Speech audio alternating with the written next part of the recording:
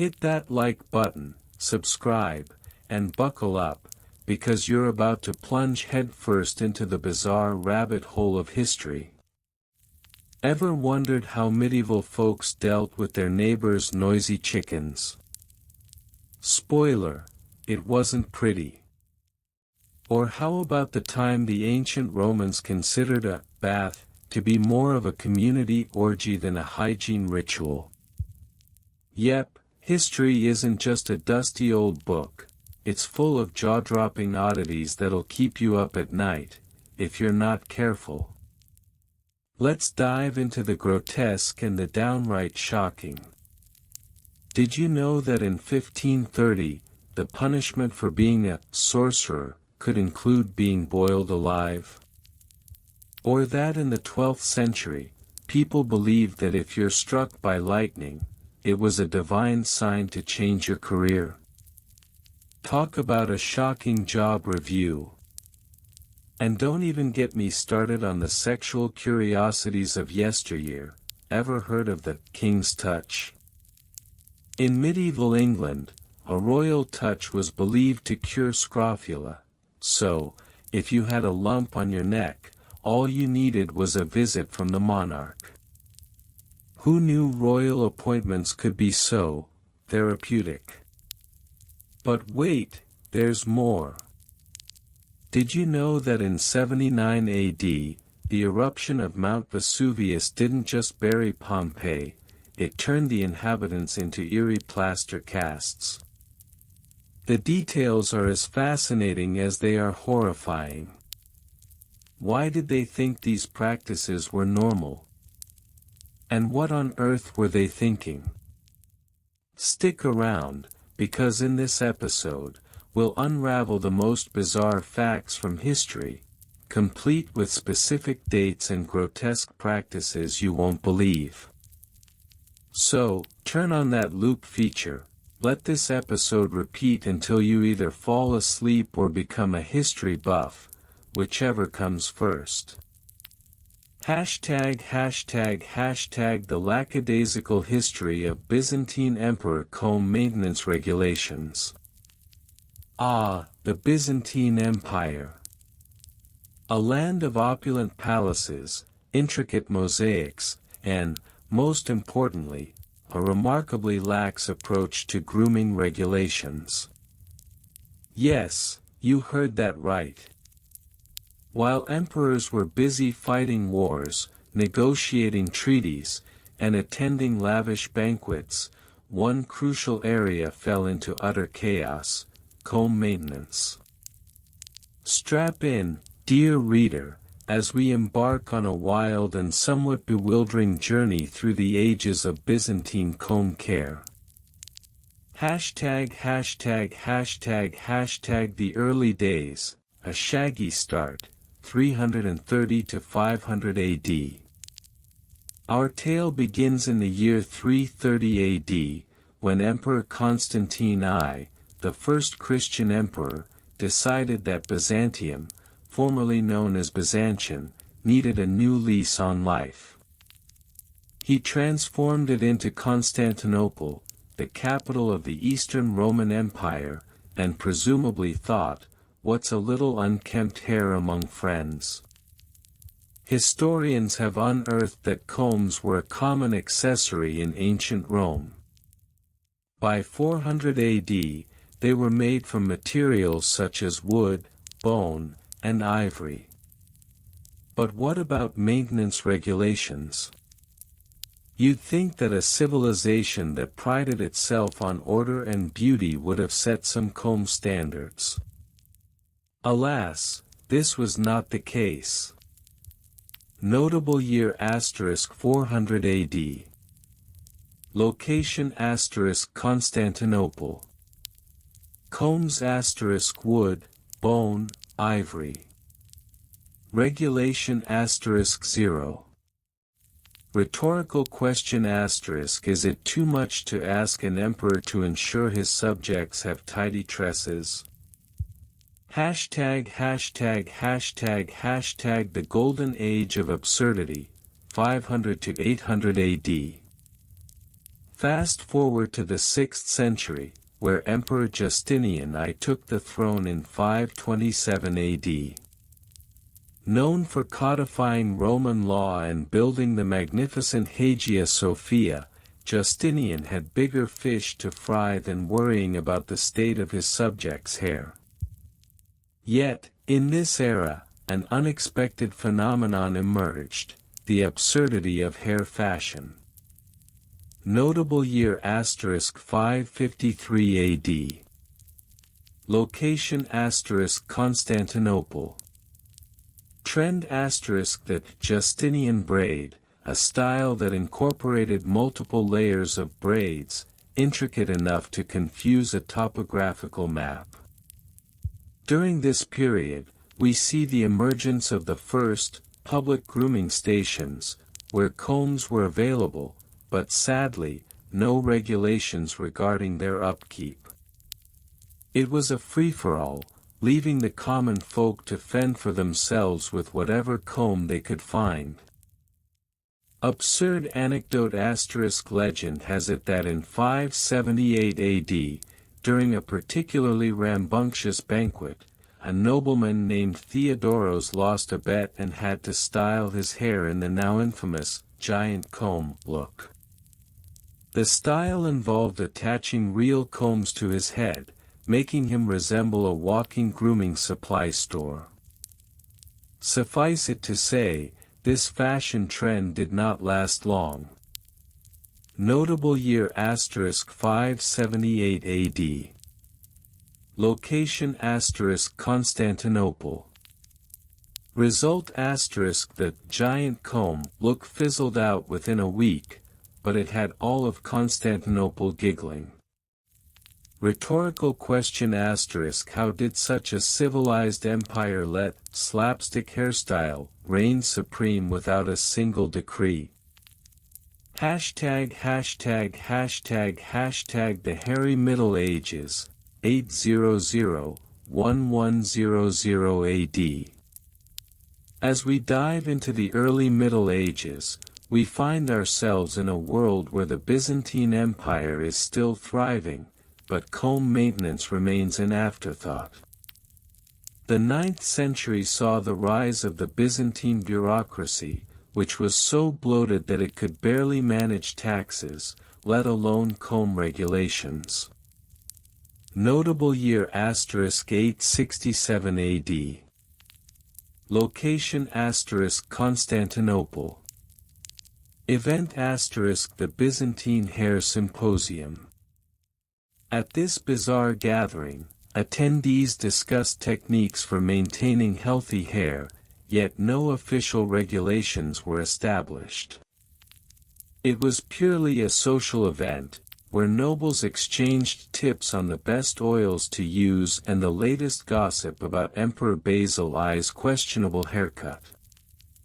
Curious practice * the hair tax, introduced in 913 AD, required citizens to pay a fee if their hair was deemed excessively wild. The criteria? Up for debate. Measurement * no formal standards. One could argue that wild was in the eye of the beholder. Rhetorical question * how can you tax hair? Did officials carry around combs and rulers to settle disputes? ##### The decline of order, 1100 to 1400 AD. By the time we reached the 12th century, the Byzantine Empire was facing external pressures from the Crusades, but we still have the distinct absence of comb regulations. Emperors were more concerned with defending their walls than ensuring the populace was well groomed.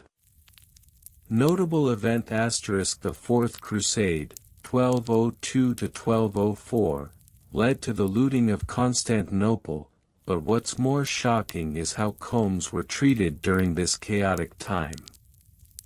Upon entering the city, Crusaders were not only interested in gold and silver, they were also bewildered by the sheer number of combs lying around. Some even claim that they were used more as weapons than grooming tools. Absurd anecdote asterisk in 1204, a French knight named Philippe reportedly swung a comb at a fellow crusader during a heated argument about the best hair gel.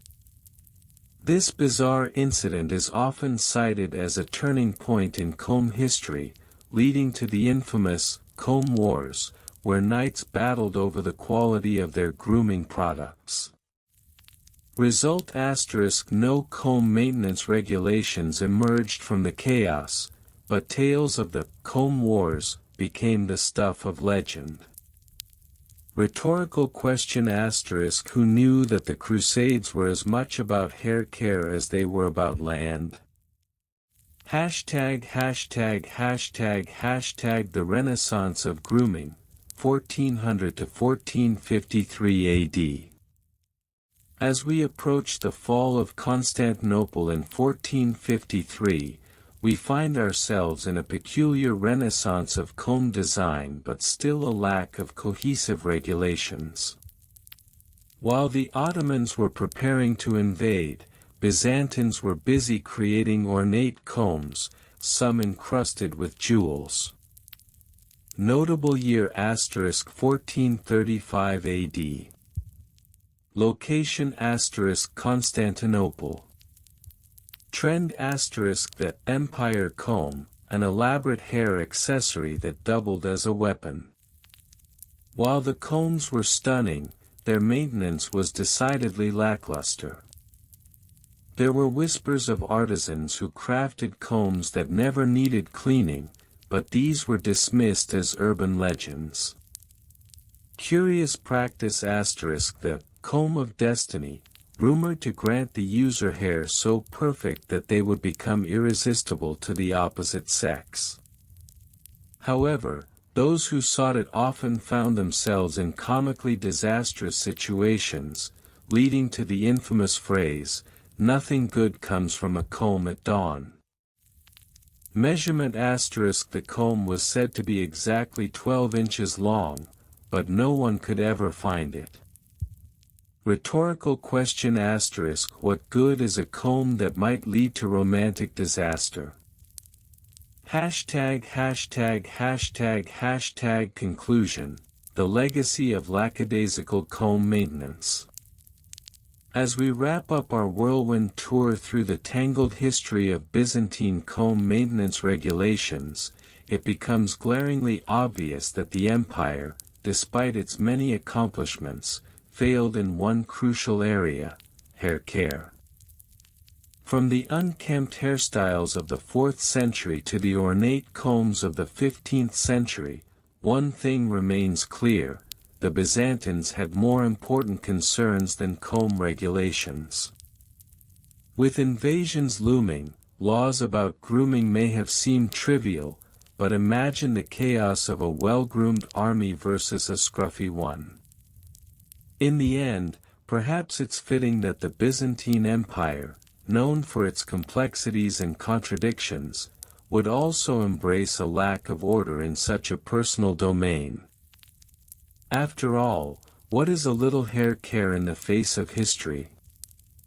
So the next time you pick up a comb, remember the Byzantine emperors who let their citizens go wild.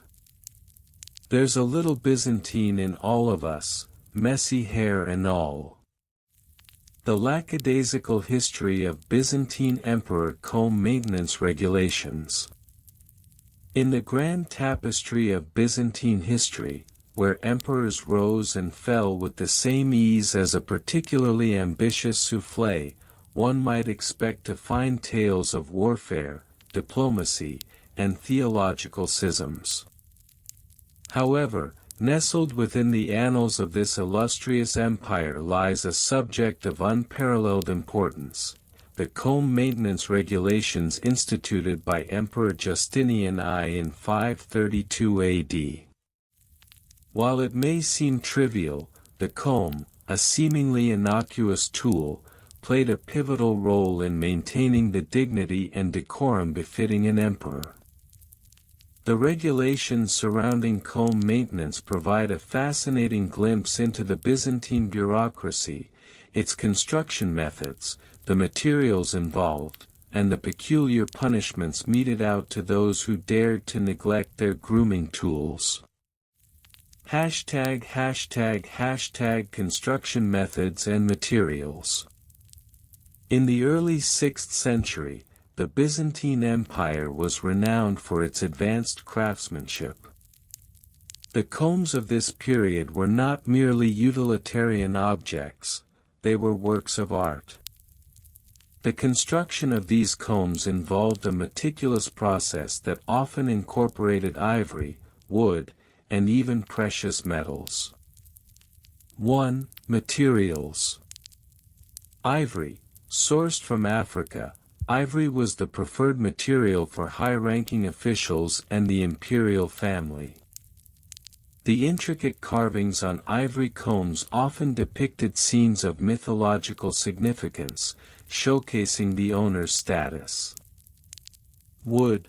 Commoners and lower-ranking officials typically used wooden combs, crafted from local hardwoods such as oak and walnut. These were simpler and less ornate, yet still functional. Gold and silver. For special occasions, combs were occasionally plated with gold or silver. Such extravagance was reserved for ceremonial use, as these combs were more likely to be admired than utilized.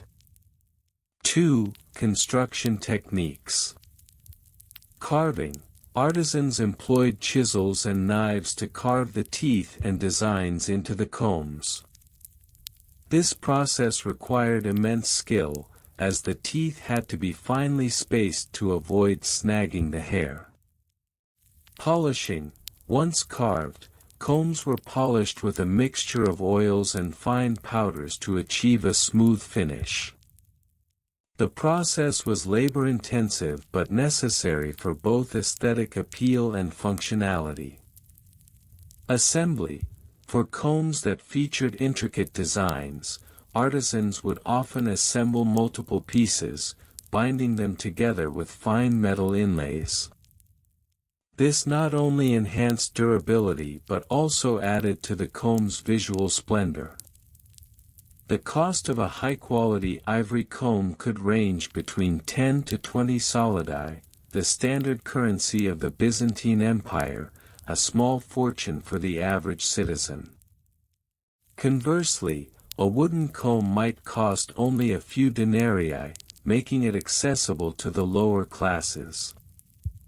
Thus, comb ownership became a subtle indicator of one's social standing.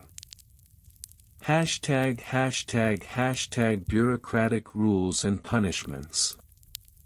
With the rise of comb culture came a bevy of regulations designed to maintain order and decorum in Byzantine society.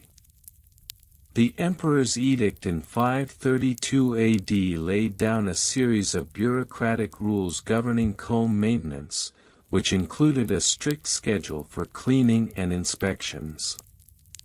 1. Regulations.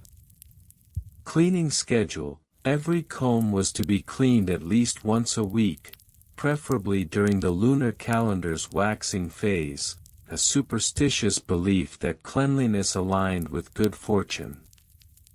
Inspection protocols. Local officials were tasked with conducting monthly inspections of combs in their jurisdictions. Failure to comply resulted in fines or, in more severe cases, public shaming.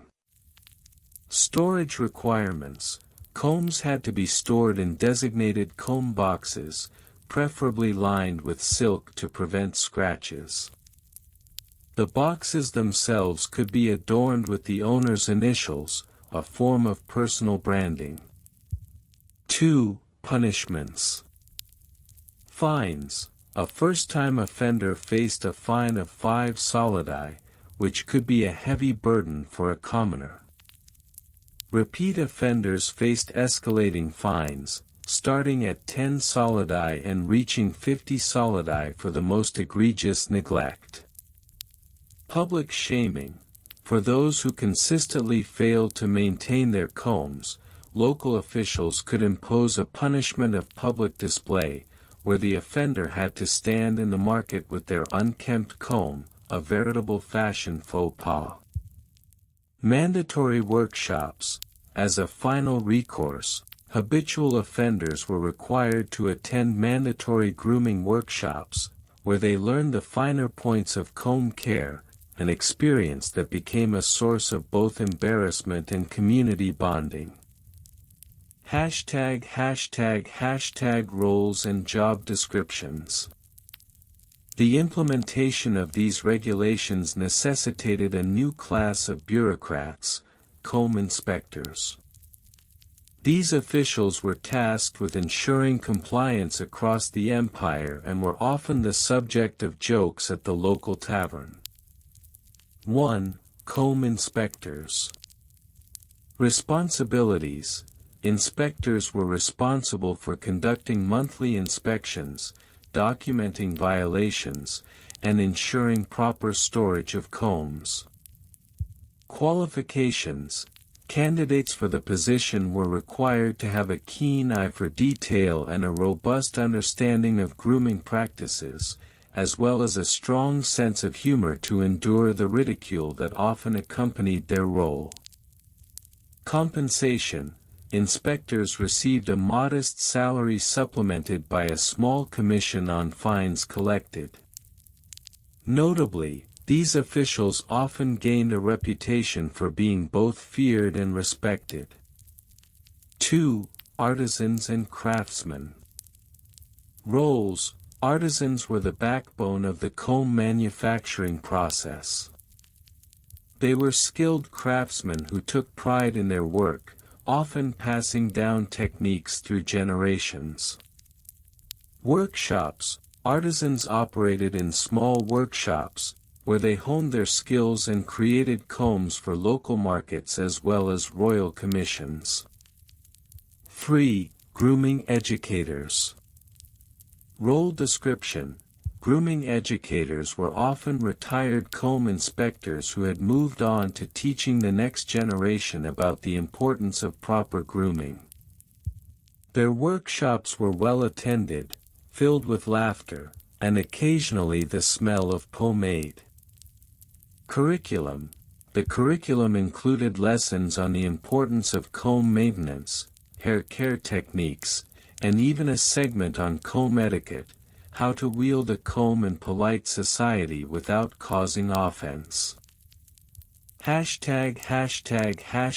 Technical specs and inventories. As the regulations took shape, so too did the need for a systematic approach to comb inventory. The Byzantine bureaucrats developed a meticulous cataloging system to track combs across the empire. 1. Specifications. Standard size. The standard comb measured approximately 7 to 8 inches in length, with teeth spaced about 2 mm apart for optimal hair management. Weight. An average ivory comb weighed around 50 grams, while wooden combs were lighter, averaging 30 grams. This weight made them portable and convenient for everyday use. Durability. The lifespan of a well-maintained comb could be decades, with some ivory examples lasting a lifetime, provided they were kept in good condition. 2. Inventories.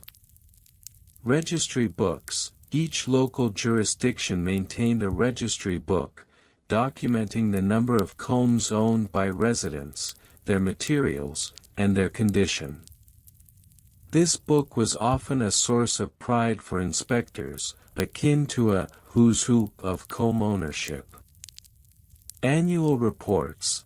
At the end of each year, regions submitted annual reports detailing compliance rates, the number of inspections conducted, and notable violators. These reports were often read aloud in the local assembly, prompting laughter and groans in equal measure. Witty asides. The Byzantine Empire was nothing if not a study in contrasts.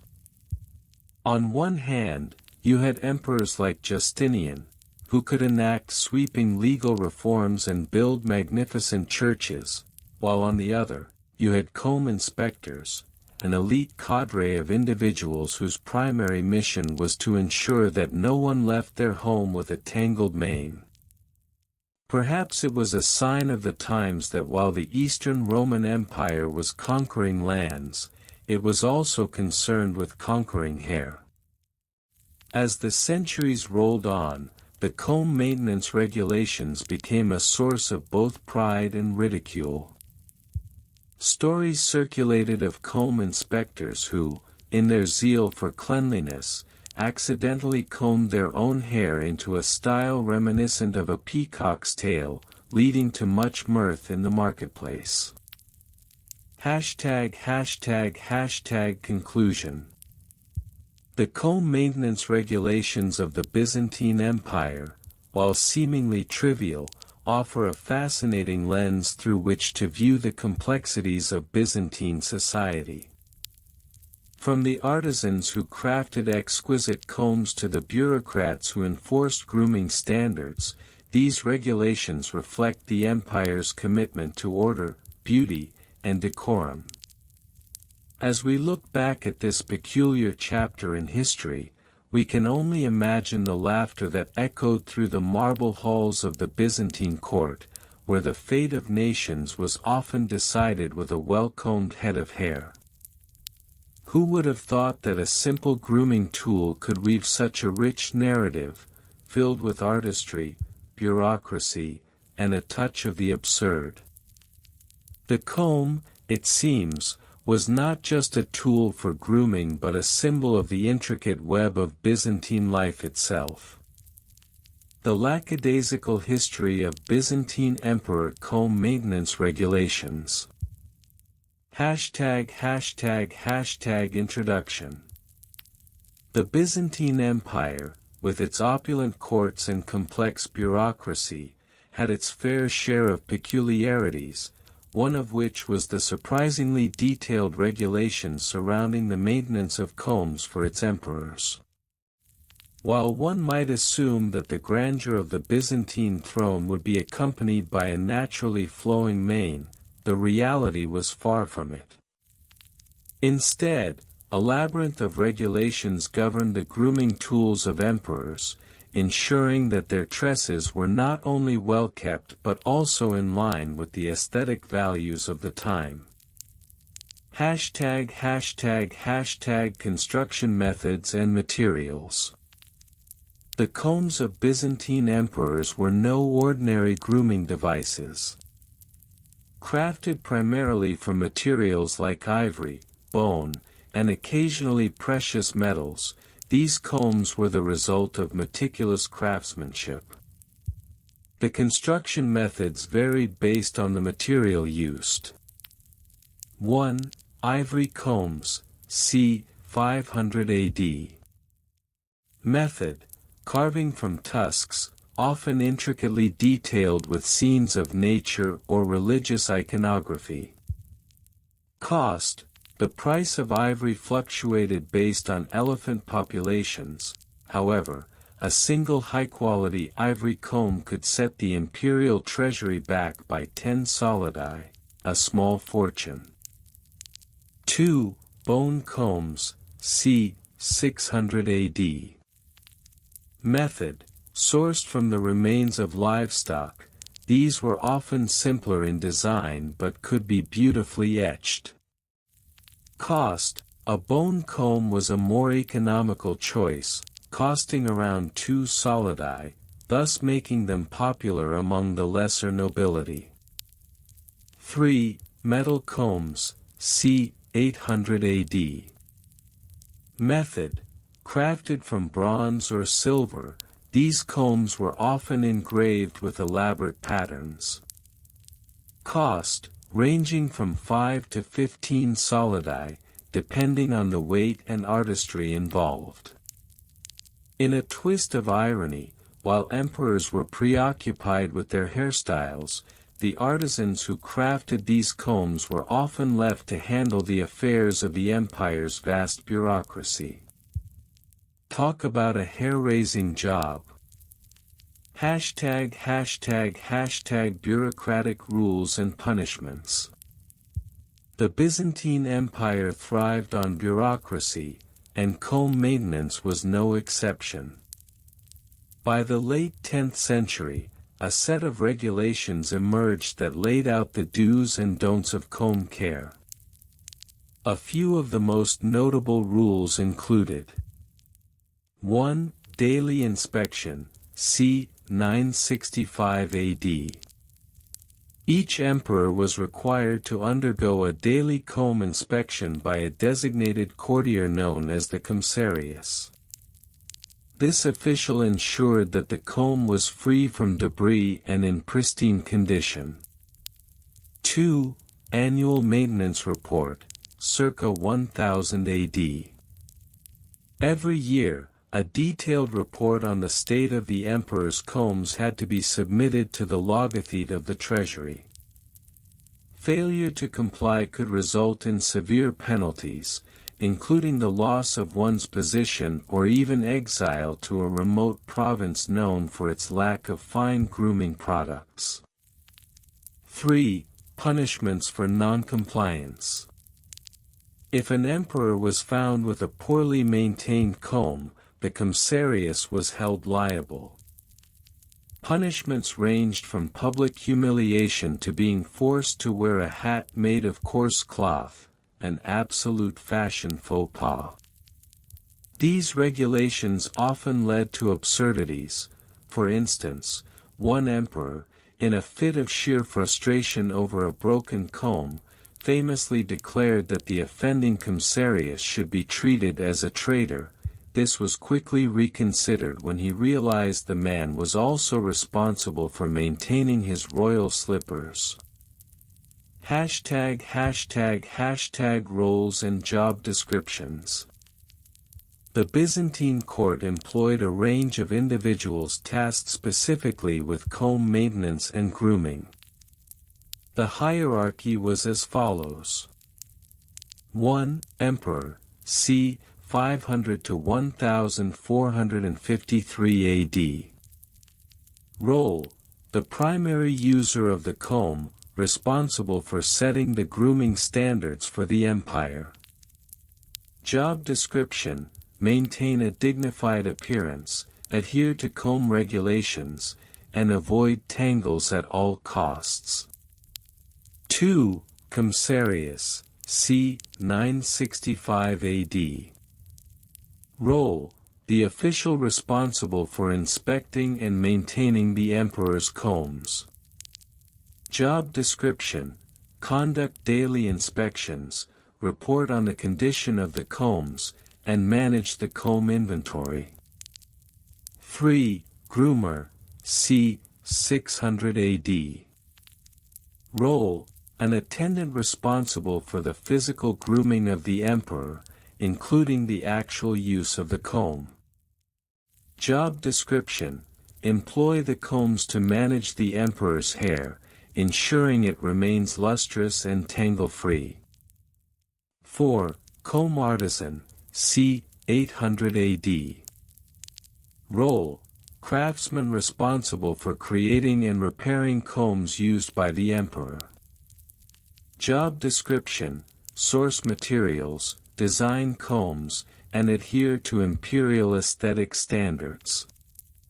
5. Inventory keeper, circa 1000 AD.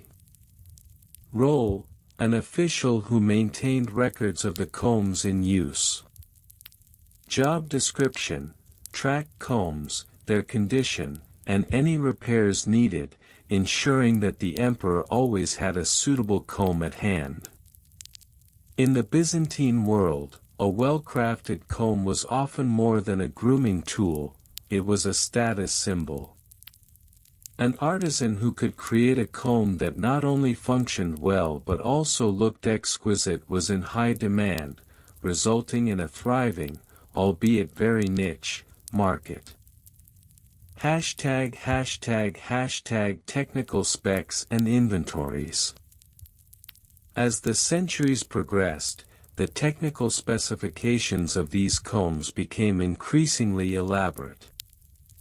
By the 11th century, the emperors had amassed quite the collection, leading to a comprehensive inventory system. Here are some of the specifications and records that emerged during this time. 1. Ivory comb specifications. Length, 15 centimeters. Teeth, 20, fine-toothed for detailed grooming. Design, engraved with scenes of the imperial achievements. Inventory count, circa 1050 AD 12 combs in various states of repair. 2. Bone comb specifications. Length, 12 centimeters. Teeth, 15, coarse for detangling. Design, simple etchings of flora. Inventory count, circa 1100 AD 25 combs, with 5 in need of urgent repair. 3. Metal comb specifications. Length, 18 centimeters. Teeth, 25, a mix of fine and coarse. Design, intricate geometric patterns.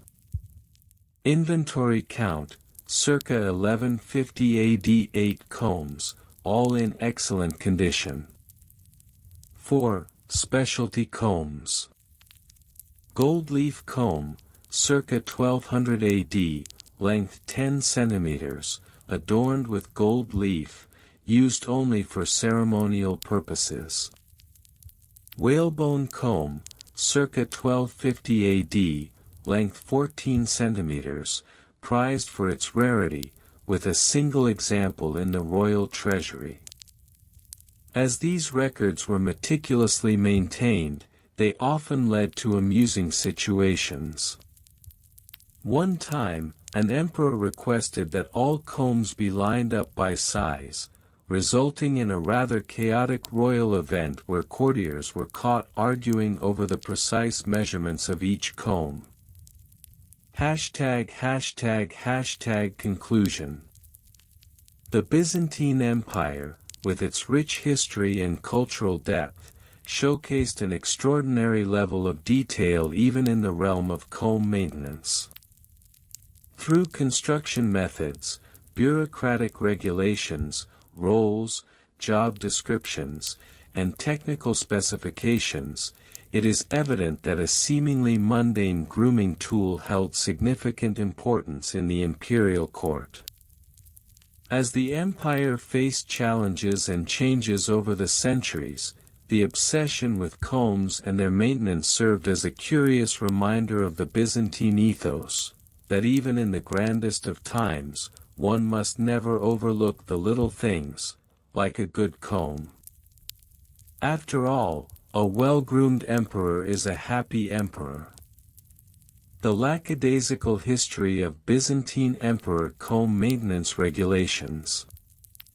In the sprawling tapestry of Byzantine history, one might assume the most riveting discussions revolved around military conquests, theological schisms, or the intricacies of diplomacy. However, nestled between the grand narratives of emperors and empires lies an often overlooked topic: the comb maintenance regulations of Byzantine emperors. Yes, you read that right. While legions of soldiers marched under the banners of emperors, there were also regulations in place to ensure that every hair was perfectly coiffed. Construction methods and materials, 500 to 600 AD. The Byzantine Empire, known for its opulence, extended its attention to the minutiae of grooming tools, particularly combs. The early combs of the era, primarily constructed from materials like ivory, bone, and wood, showcased both artistry and functionality. Materials used asterisk. Ivory, sourced from the tusks of elephants and walruses, ivory combs were incredibly popular among the elite. They were often intricately carved with scenes from mythology or adorned with precious gems, showcasing the owner's status. Wood. Commoners often utilized wooden combs, typically made from local hardwoods. These combs were sturdy and straightforward, with little embellishment. Bone. Not to be overlooked, bone combs were the middle ground, affordable yet more refined than wood, often polished to a shine. Construction methods asterisk. The production of combs involved a labor-intensive process. Artisans would select a piece of ivory or wood, carefully shaping it using rudimentary tools. For ivory, the process included 1. Cutting, using chisels and knives to cut the ivory into smaller pieces. 2. Sanding, rubbing the surface with coarse materials to smooth out imperfections. 3. Carving, employing meticulous craftsmanship to engrave designs, often requiring months of work depending on the complexity. 4. Finishing, the final touches included polishing with oils or wax to enhance the comb's luster. The cost of a finely crafted ivory comb could reach up to 200 denarii, equivalent to the monthly wage of a skilled laborer, while wooden combs could be procured for a mere handful of coins. This disparity in cost ensured that comb ownership was a clear indicator of one's social standing. ### Bureaucratic rules and punishments, 600 to 700 AD. With the rise of the comb as a symbol of imperial power and personal grooming, Emperor Justinian II, reigned 685 to 695, 705 to 711 AD, instituted the first official comb maintenance regulations. These regulations sought not only to maintain the emperor's appearance but also to enforce a certain decorum among his subjects. Regulation highlights asterisk. 1. Annual inspections. Every noble was required to present their comb to a designated official for inspection once a year. Combs deemed unsatisfactory could lead to fines or, in more severe cases, demotion in status. 2. Cleaning protocols. Combs were required to be cleaned with a specific solution derived from vinegar and herbs, ensuring they remained free from lice and dirt. Failure to comply could result in a public reprimand. 3. Hair length restrictions. Specific regulations dictated the allowable length of hair for nobles, directly impacting comb size and shape. Those flaunting the rules could face confiscation of their prized combs. Punishments for non-compliance asterisk. Fines. Non-compliance with the annual inspection could incur fines ranging from 10 to 50 denarii. Public shaming. Repeat offenders were subjected to public displays, where they were paraded through the streets with their neglected combs, a fate worse than being exiled to a remote province. Demotion. A particularly egregious offense might lead to the confiscation of one's comb collection, with the offender relegated to the status of a mere peasant. One can only imagine the mix of mortification and bemusement at the notion of being publicly humiliated for one's grooming tools. I've seen emperors lose battles, but nothing compares to the shame of a bad comb inspection, jested a contemporary historian, encapsulating the absurdity of the regulations. Hashtag roles and job descriptions, 700 to 800 AD. As the importance of comb maintenance regulations grew, so did the bureaucratic apparatus surrounding them. By the reign of Emperor Leo IV, reigned 775 to 780 AD, a dedicated cadre of officials was charged with the enforcement of these rules. Key positions *. 1. Grand Comb Inspector. This lofty title was held by a noble, often a trusted advisor to the emperor. Tasked with overseeing the entire comb inspection process, the Grand Comb Inspector wielded considerable power, often playing a role in the appointment of other officials. 2. Local inspectors. Appointed in various provinces, these inspectors reported directly to the Grand Inspector. Their responsibilities included conducting inspections, collecting fines, and enforcing cleaning protocols. 3. Artisans Guild Head. The leader of the comb-making guild, this individual ensured that combs met the quality standards set forth by the regulations. They coordinated artisan workshops and trained new craftsmen. 4. Haircare consultants. With the rise of comb importance, the empire saw the emergence of haircare consultants. They provided advice on hair maintenance, suitable combs, and even concocted special cleaning solutions. Job descriptions *.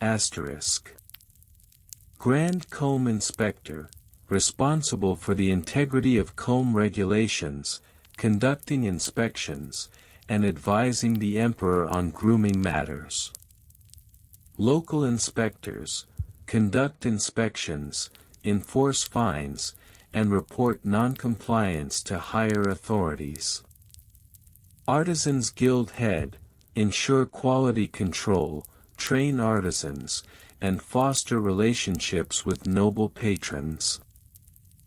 Haircare consultants, advise nobles on hair hygiene and proper comb usage, often consulted before significant public appearances. Technical specs and inventories, 800 to 900 AD. By the time of Emperor Basil reigned 867 to 886 AD, the comb regulations had evolved into a detailed system replete with technical specifications and inventories. Combs were categorized based on size, material, and intended use, leading to a burgeoning economy around comb production. Technical specifications *. 1. Size categories. Small, 5 to 10 centimeters, typically for general grooming. Medium, 10 to 15 centimeters, designed for nobles with longer hair. Large, 15 centimeters and above, often ornately designed for ceremonial purposes. 2. Material grades. Grade A, top-tier ivory, intricately carved, reserved for emperors and high-ranking officials. Grade B, quality wood with basic carvings, for the affluent merchant class. Grade C, simple wooden combs, widely available to commoners. 3. Usage inventories. Personal use. Each noble was required to own at least 2 combs, one for daily grooming and one for ceremonial occasions. Public display. During festivals, nobles were expected to showcase their finest combs, often leading to competitive displays of craftsmanship. In a humorous twist, comb enthusiasts formed underground clubs, sharing tips on how to maintain the perfect shine. Why choose between a good hair day and a bad comb day when you can have both? Quipped an anonymous member of the Combs of the Empire Club, highlighting the light-hearted camaraderie that emerged around the comb culture. Conclusion, a legacy of grooming. As time marched on, the regulations surrounding comb maintenance could have been dismissed as trivial. However, they encapsulated the Byzantine Empire's reverence for order, beauty, and the intricate dance of social hierarchy. While empires rose and fell, the comb remained a steadfast companion to the well-groomed noble, a symbol of status, and a testament to the Byzantine obsession with aesthetics. So, the next time you unceremoniously toss your comb aside, spare a thought for the Byzantine emperors, who, amidst wars and political intrigue, prioritized the comb, an unsung hero in the grand history of empire. After all, in a world where appearances mattered, a well-maintained comb was sometimes the difference between a successful reign and a hasty exit from the throne. And as they say, behind every great emperor, there is an even greater comb. Title: The Lackadaisical History of Byzantine Emperor Comb Maintenance Regulations. In the annals of Byzantine history, amidst the grand architecture, theological debates, and political intrigues, there lies a surprisingly intricate set of regulations concerning the maintenance of combs used by the imperial court. Yes, you read that right, combs. While the average citizen might have found it easier to focus on the machinations of emperors like Justinian or Basil II, the court's obsession with comb maintenance regulations provides a window into the quirks of Byzantine bureaucracy. Let us embark on a whimsical journey through the labyrinth of comb maintenance regulations, culminating in a surprisingly detailed account of construction methods, materials, costs, and the bureaucratic intricacies that govern this essential aspect of imperial grooming. Construction methods and materials. #1. The craftsmanship of combs, 6th century AD. During the early Byzantine Empire, approximately 500 to 600 AD, combs were crafted primarily from materials such as bone, ivory, and wood. The best combs, prized by the aristocracy, were made of elephant ivory, a material that not only showcased wealth but also provided a unique aesthetic appeal. Bone combs, popular among the lower classes, these were easier to produce and cost-effective, though they lacked the finesse of their ivory counterparts. Ivory combs, reserved for the elite, these combs were intricately carved and occasionally adorned with precious gems, making them not just grooming tools but also status symbols. Wood combs, a middle ground option, these were often intricately designed with various wood types, such as walnut and cherry, offering a balance between cost and visual appeal. #2. Production costs. In terms of costs, the price of combs varied significantly based on their material and craftsmanship. Bone comb, 5 denarii. Wood comb, 15 denarii. Ivory comb, 50 denarii or more, depending on the complexity of the design. Given that a laborer earned approximately 2 denarii per day, it's clear that a finely crafted ivory comb represented a significant investment, akin to purchasing a small horse or a particularly extravagant toga. #Bureaucratic rules and punishments. #####1. The codification of comb maintenance, 8th century AD. By the late 700s, Emperor Leo III realized that a standardized approach to comb maintenance was necessary to maintain the dignity and hygiene of the court. Thus, the Comb Maintenance Regulations, CMR, were drafted, outlining specific rules and consequences for non-compliance. #####2. Key regulations. Regular inspections. Comb inspections were mandated quarterly. Inspectors, known as the comb custodians, were appointed to ensure that all combs were free of dirt and damage. Cleaning protocols.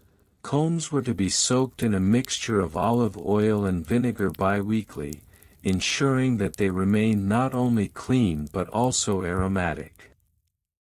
Storage requirements. Combs had to be stored in designated silk-lined boxes, preventing damage from environmental factors. Failure to comply could lead to hefty fines. #####3. Punishments for non-compliance. Violating the comb maintenance regulations could lead to dire consequences. First offense, a public reprimand delivered by the comb custodian. Second offense, a fine of up to 10 denarii, a considerable sum for a court attendant. Third offense, mandatory attendance at comb etiquette workshops, where individuals would be forced to listen to lectures on the importance of proper grooming. As one historian quipped, in the Byzantine court, the comb was mightier than the sword, at least until you got caught with a dirty one. ####roles and job descriptions. The Byzantine court's obsession with comb maintenance led to the creation of several specialized roles, each with its own set of responsibilities. #####1. The comb custodian. Responsibilities: conduct regular inspections, enforce regulations, and report violations. Qualifications: must have a keen eye for detail, a background in grooming practices, and a strong stomach for the occasional whiff of unkempt hair. #####2. The imperial hairdresser. Responsibilities: ensure that the emperor's hair was always impeccably styled, utilizing the finest combs. They were also responsible for advising the emperor on the latest trends. Qualifications: must possess artistic flair, knowledge of historical styles, and an encyclopedic understanding of comb types. ####3. The silk box artisan. Responsibilities: craft silk-lined storage boxes for combs, ensuring they were aesthetically pleasing and functional. Qualifications: must have experience in textile arts and an eye for design that could impress even the most discerning noble. ###technical specs and inventories. By the 9th century, detailed inventories of combs became a bureaucratic necessity, reflecting both the wealth and the grooming standards of the imperial court. Each comb was catalogued meticulously, and specifications were recorded in volumes known as the Codex Combus. #####1. Inventory sample, circa 850 AD. Item number, 001. Material, ivory. Dimensions, 15 centimeters long, 5 centimeters wide.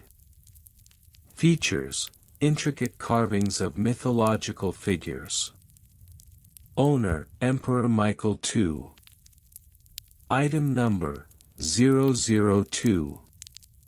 Material: bone. Dimensions: 10 centimeters long, 3 centimeters wide. Features: basic design with floral etchings. Owner: Court Attendant, Theodora. ####2. Notable combs in history. The Combs of Theodora, a collection of ivory and gold-plated combs belonging to Empress Theodora that set trends across the empire. The Lost Comb of Justinian. This legendary comb, said to have belonged to Justinian I, was rumored to possess mystical properties, leading to countless tales of its disappearance. ###witty asides. As the regulations became more stringent, some less than diligent courtiers would joke, "I hear the emperor's comb has a better resume than I do." Such quips circulated among those who found the regulations a bit excessive, but the consequences of ignoring them were all too real. Another favorite saying among the comb custodians was, "A well-groomed emperor is a happy emperor, but a happy comb custodian is one with a bristle-free comb." ###conclusion. The Byzantine Empire, with its complex social hierarchy and penchant for bureaucracy, may seem an unlikely source of humor and whimsy. Yet, the comb maintenance regulations provide a fascinating glimpse into the lengths to which the imperial court would go to maintain its image. From the craftsmanship of combs to the detailed bureaucratic rules governing their care, one can only marvel at the dedication to grooming that characterized this historical period. In a world where political alliances were often forged and broken over dinner tables, perhaps it was the comb that remained the most steadfast, a symbol of continuity and personal care in an ever-changing landscape. Thus, the legacy of the Byzantine comb maintenance regulations lives on, reminding us that even the smallest details can ripple through history, shaping cultures and influencing empires in ways we might never expect. The Lackadaisical History of Byzantine Emperor Comb Maintenance Regulations. Buckle up, dear reader, as we embark on a journey through the haphazard, often bizarre world of comb maintenance regulations in the Byzantine Empire, where the hair was as meticulously coiffed as the laws were lazily enforced. Yes, that's right, this is a tale spun from the fine-toothed combs of history, where regional variations, laws, taxes, and even an occasional grotesque anecdote lay under the shadow of the golden domes of Constantinople.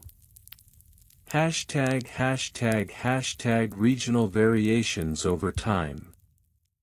Much like the hairstyles of the day, comb maintenance regulations were not uniform across the sprawling Byzantine Empire.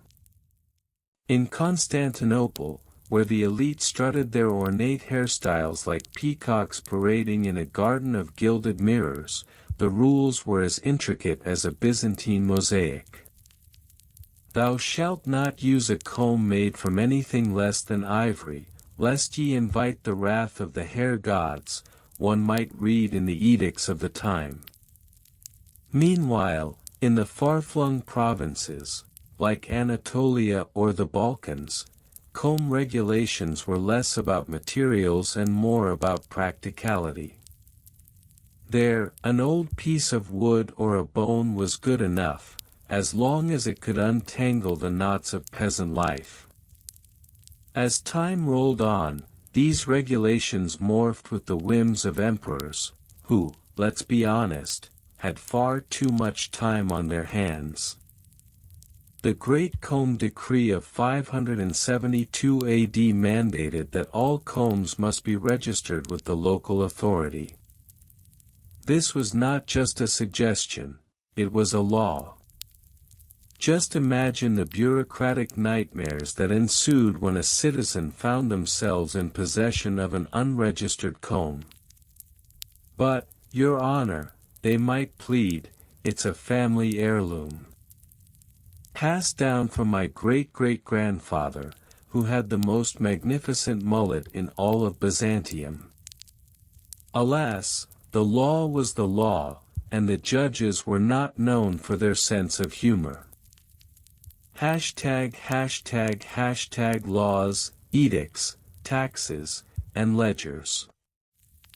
The Byzantine penchant for record-keeping was remarkable, bordering on the obsessive. Combs, as it turned out, were not just grooming tools, they became a pivotal part of the tax system. Every citizen was required to pay a comb tax, calculated based on the number of combs they owned. The more elaborate your hair, the more combs you needed, and the more taxes you paid. This led to a strange economy where the wealthiest citizens sported elaborate hairstyles but paid exorbitant taxes, while the lower classes, practical as ever, opted for simpler styles that required fewer combs. The ledgers of the period are fascinating reads, filled with names, numbers, and the occasional doodle of an emperor with a particularly bad haircut. We find entries like, Byzantine citizen Gregorios, 2 ivory combs registered, 3 wooden combs pending, and 1 ceremonial comb for the upcoming festival of hair. The meticulousness of these records would make a modern accountant weep with joy, or perhaps horror, depending on their affinity for grooming. ###logistics and supply chains. The logistics of comb maintenance were no small feat. Picture this: an imperial edict goes out mandating that all citizens must possess at least 1 comb made from the finest ivory, harvested from the elephants of distant lands. This decree sent merchants scurrying across the empire, tracking down suppliers, negotiating prices, and navigating the treacherous waters of supply chains that could rival any modern-day logistics nightmare. Combs were not just combs, they were status symbols, and their procurement involved a complex web of trade routes and noble connections. The journey from the African savannas to the bustling markets of Constantinople was fraught with peril. Bandits, storms, and the occasional wayward elephant could derail an entire shipment. And if that shipment didn't arrive on time, well, let's just say it could lead to a lot of very cranky aristocrats with very tangled hair. #### record keeping with lots of specifics. Let's dive into the nitty-gritty of record keeping. The Byzantine Empire had a knack for detail that would put even the most fastidious librarian to shame. Not only were combs registered, but their specific materials, origins, and even the names of the artisans who crafted them were noted in great detail. Comb number 234, crafted by Ilias the hair wizard, made from the tusks of 3 elephants, and blessed by the high priest of hair. These records were not merely bureaucratic fluff, they were crucial for the maintenance of order in the empire. If a comb was reported stolen, it was noted in the ledger, and the search for the thief began. Attention, all citizens! A comb crafted by Ilias has gone missing. Anyone found in possession of a suspiciously fancy comb will be subject to questioning. The threat of a comb raid was enough to keep even the most disheveled citizens in line. One surprising, borderline grotesque anecdote. And now, dear reader, we arrive at the piece de resistance of our exploration, a grotesque anecdote that will haunt your dreams, or at the very least, your next trip to the hair salon. Picture this. The year is 748 AD, and the Byzantine Empire is embroiled in a fierce debate over the merits of ivory versus bone combs. Factions arise, hairdressers take sides, and the streets are alive with passionate discourse. In the midst of this chaos, a particularly zealous comb collector named Theodorus decided to take matters into his own hands. He believed that the finest combs could only be created from the hair of the most beautiful women in the empire. Yes, you read that right. He began a campaign to collect hair from the loveliest maidens, promising them fame and fortune in exchange for locks that would eventually adorn his prized combs. One fateful night, he hosted a lavish banquet, inviting young women from all over the empire. As the night wore on, he made his intentions clear. "Ladies, I offer you a chance at immortality. Give me your hair, and I shall craft the most exquisite combs the world has ever seen." As you might imagine, this proposition did not go over well. Women fainted, others fled, and one particularly feisty matron threw a pie at Theodorus's head, marking the end of his hair-collecting escapade. The incident became legendary, and the phrase, "Beware the comb collector," became a popular saying, ensuring that even centuries later, parents would warn their children against the perils of hair fashion. Conclusion. So there you have it, the lackadaisical history of Byzantine emperor comb maintenance regulations. From regional variations and convoluted laws to the logistics of supply chains and the meticulous record-keeping that could rival today's corporate offices, the story of combs reveals a rich tapestry of culture, chaos, and, let's not forget, some truly strange anecdotes. Next time you pick up your own comb, remember the Byzantine Empire and its bizarre obsession with grooming. Perhaps you'll feel a little less guilty about that split end, knowing that somewhere in history, emperors were struggling with far greater hair dilemmas. And if anyone ever tries to collect your hair for a comb, feel free to throw a pie. It's a time-honored tradition, after all. The lackadaisical history of Byzantine emperor comb maintenance regulations. Once upon a time in a land where the sun rose over the opulent mosaics of Hagia Sophia and set behind the stately walls of Constantinople, there existed an unassuming yet profoundly vital aspect of daily life: comb maintenance regulations. Yes, dear reader, while the Byzantine Empire is often celebrated for its grand emperors, magnificent churches, and dizzying political intrigues, one cannot overlook the minutiae that held this sprawling empire together, or at least kept its aristocrats' hair from resembling a tangle of hay. Regional variations over time. In the Byzantine Empire, combs were not mere grooming tools, they were status symbols. The comb, often ornately carved from ivory or adorned with precious stones, was a reflection of one's social standing. In the early years of Byzantine rule, particularly during the reign of Justinian I, 527 to 565 AD, combs were strictly regulated based on region. In the bustling markets of Constantinople, a comb could set you back the equivalent of a month's wages for a lowly peasant.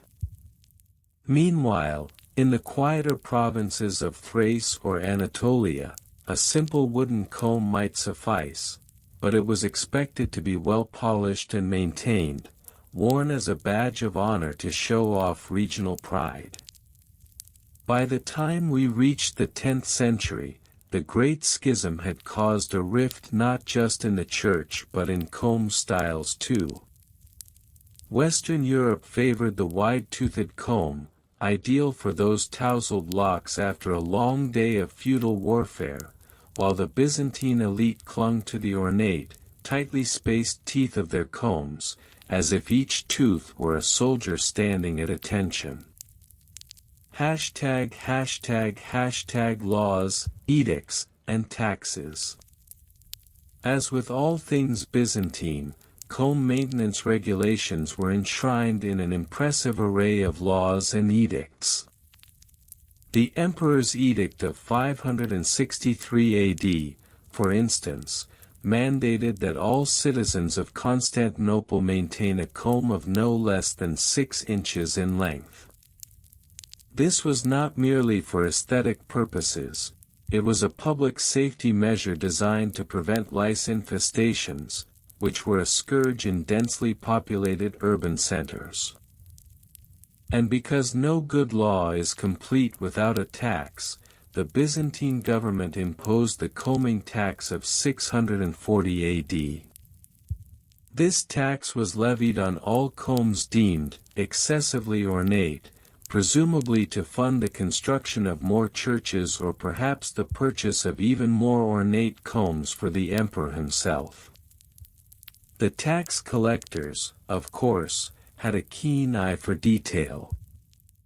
If your comb had more than 3 decorative carvings, you were in for a hefty fine, unless you could provide a notarized letter from your barber verifying its historical significance. ###Logistics and supply chains. The logistics of comb supply were no small feat. Imagine the Byzantine bureaucrats, quills in hand, scribbling away at the grand ledger of comb production. Combs were manufactured in various workshops throughout the empire, from the bustling docks of Constantinople to the quieter, rustic workshops in the hills of Cappadocia. The artisans who crafted these combs were often embroiled in fierce competition, resulting in a rich variety of styles. The transportation of combs was a marvel of Byzantine logistics.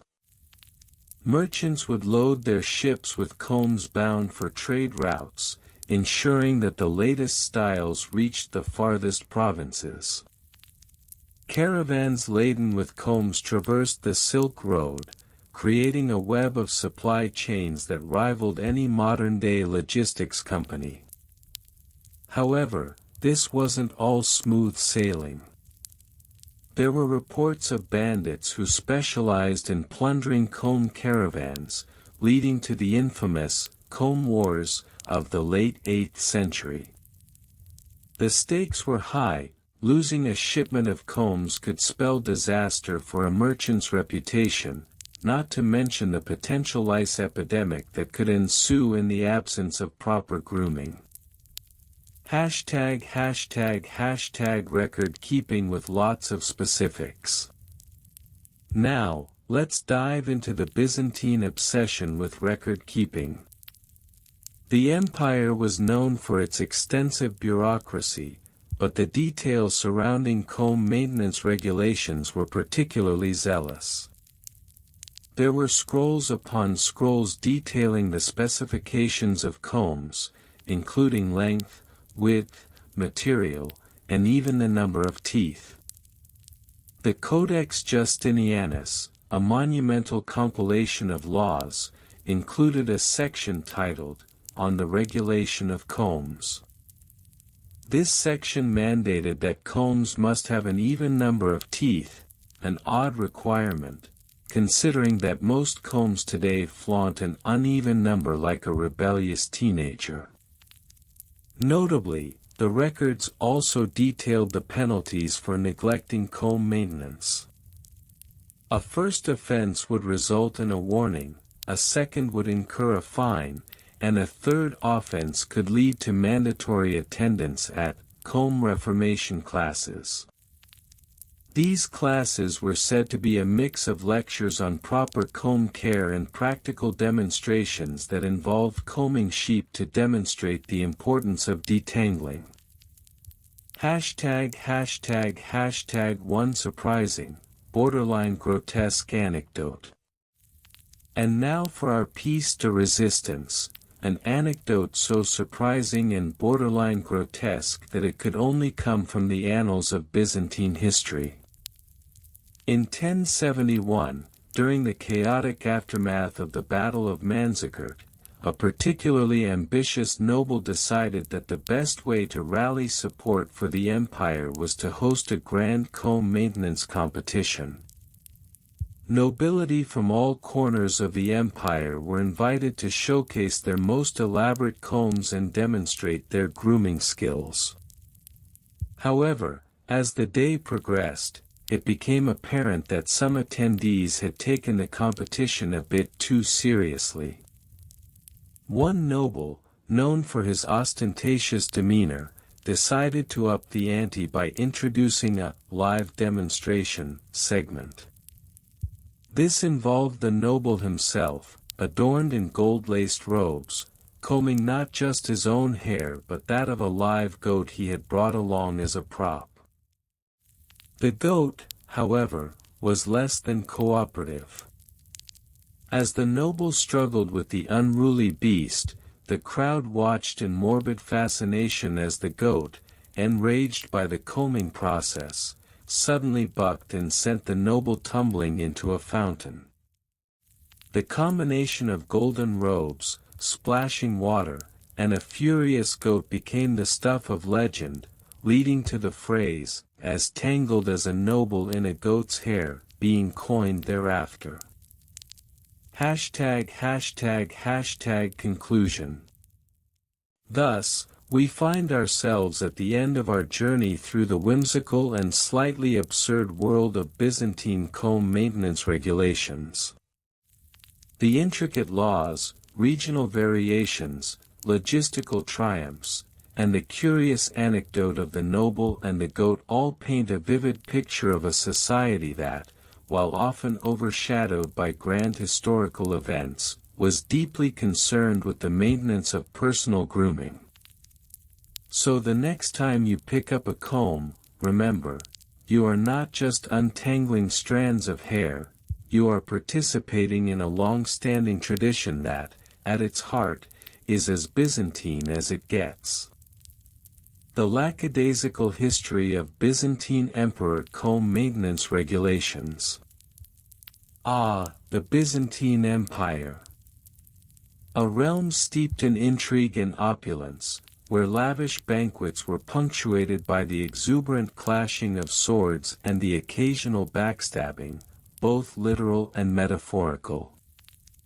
But amid the political machinations, religious squabbles, and artistic flourishes, there existed a most peculiar, often overlooked, aspect of daily life: comb maintenance regulations.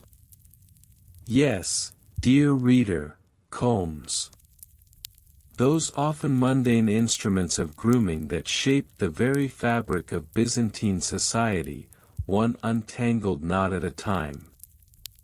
Regional variations over time, a hair-raising journey. Our story begins in the sun-drenched provinces of Byzantium, where the comb was more than just a grooming tool, it was a status symbol. As with any good historical tale, we see regional variations in how these combs were maintained. In Constantinople, the bustling heart of the empire, combs were crafted from the finest materials, ivory, tortoiseshell, and even precious metals for the upper crust. The urban elite, ever keen on appearances, set forth elaborate regulations dictating the maximum permissible length of a comb's teeth. A decree from Emperor Justinian in 528 AD famously stated, "Let no comb be longer than 3 fingers, lest it become a weapon of subterfuge in the hands of the untrustworthy." Clearly, he had seen one too many hair-raising brawls. Meanwhile, in the provinces of Asia Minor, the comb was less of a fashion statement and more of a practical tool. Regulations here were decidedly less stringent.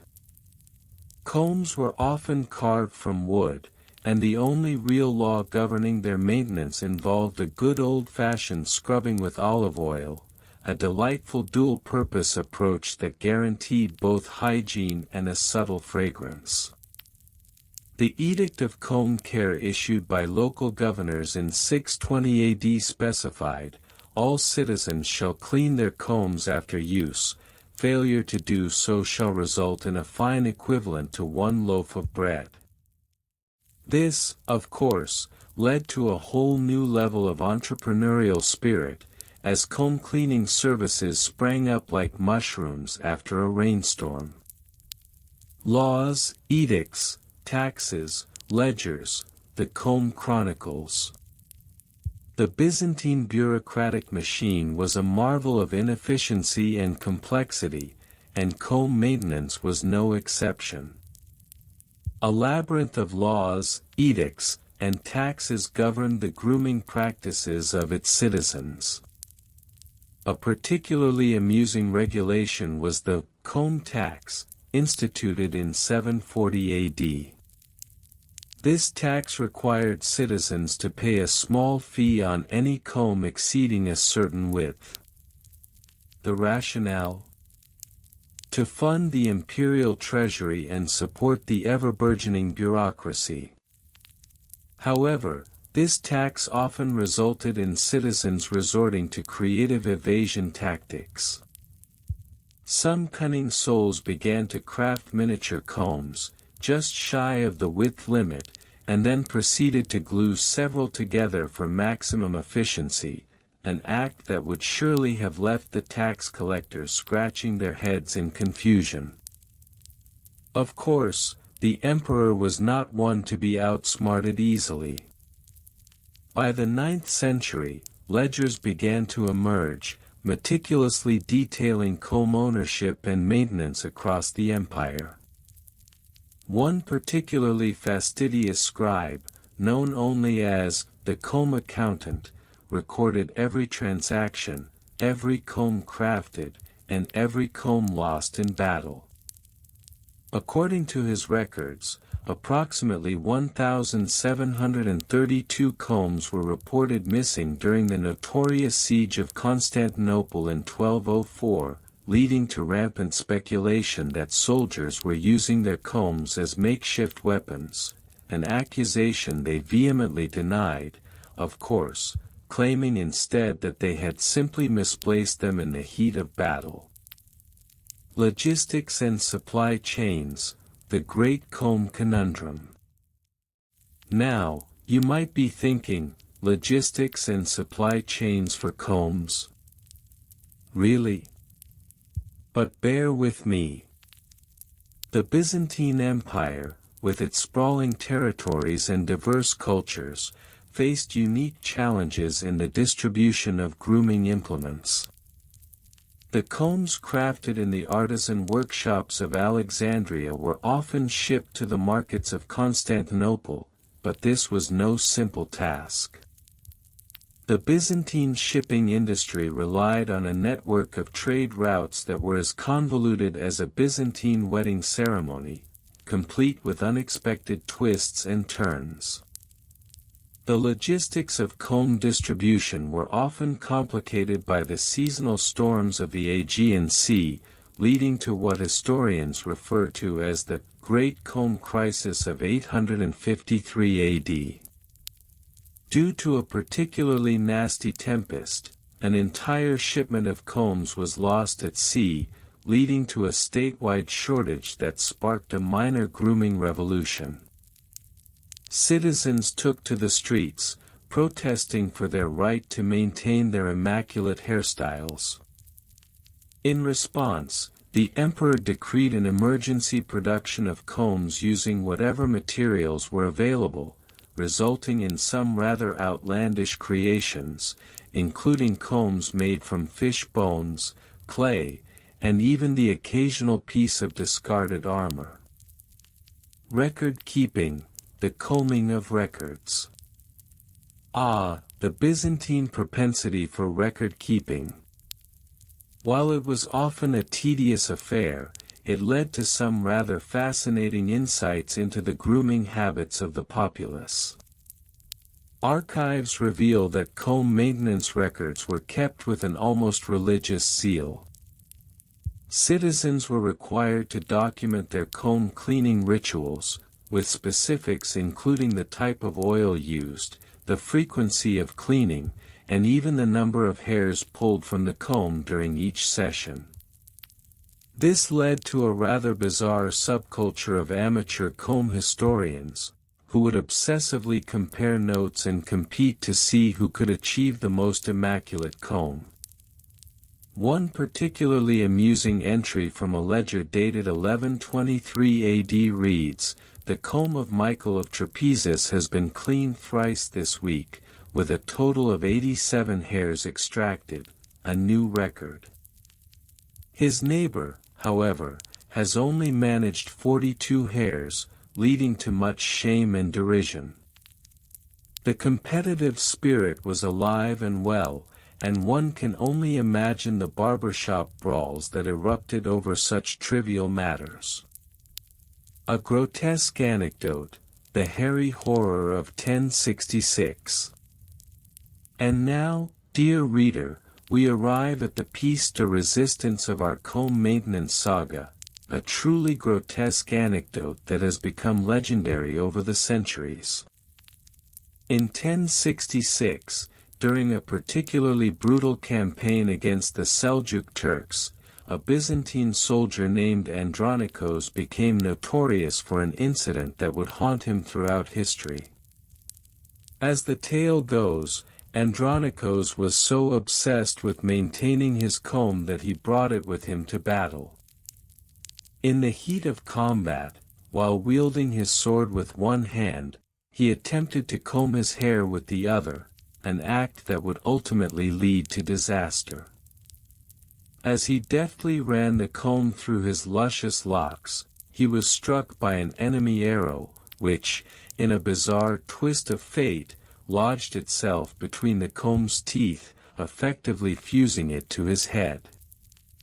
Legend has it that Andronikos, in shock and disbelief, continued to fight valiantly, swinging his sword with one hand while the other desperately clutched his beloved comb.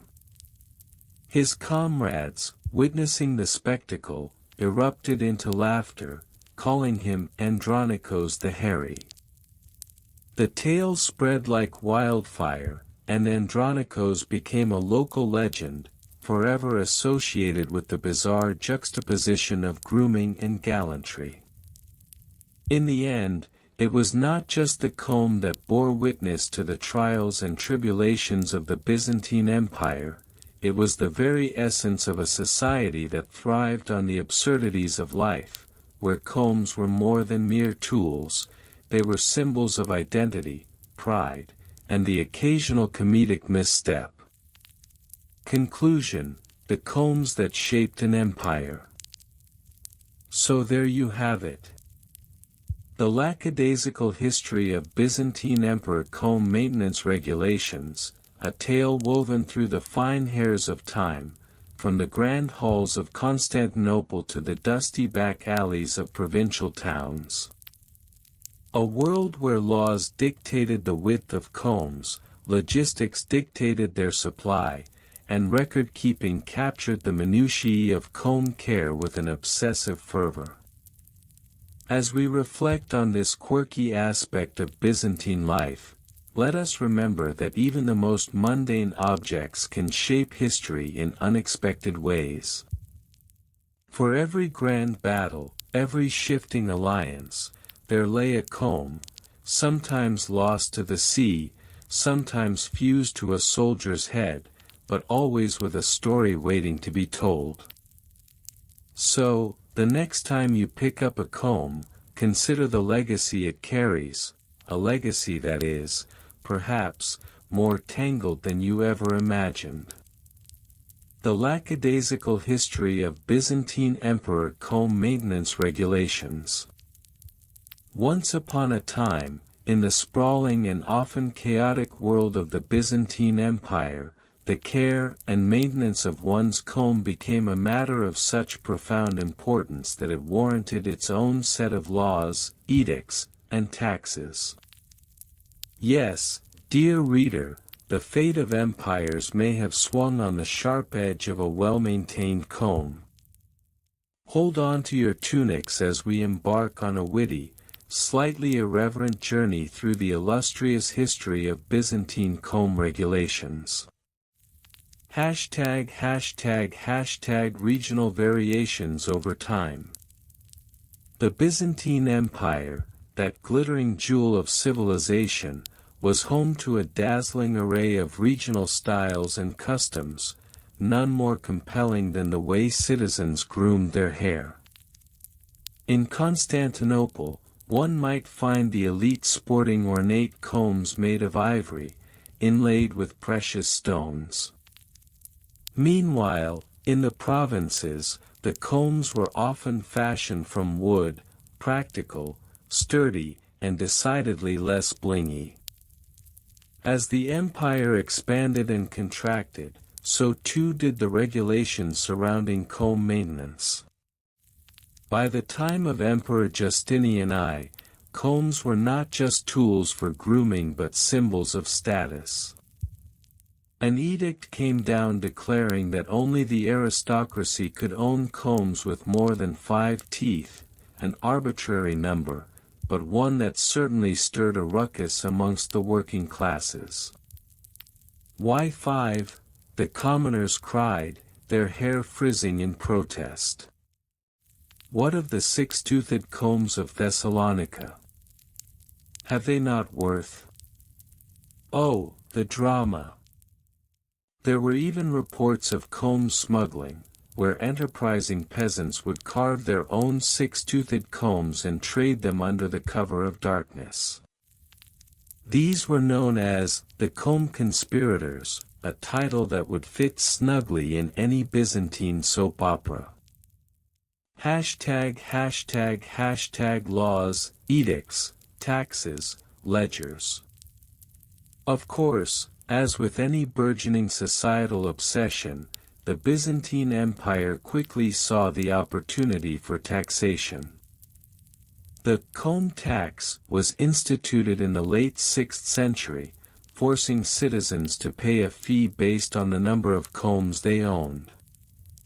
The more combs you possessed, the deeper your pockets were expected to be.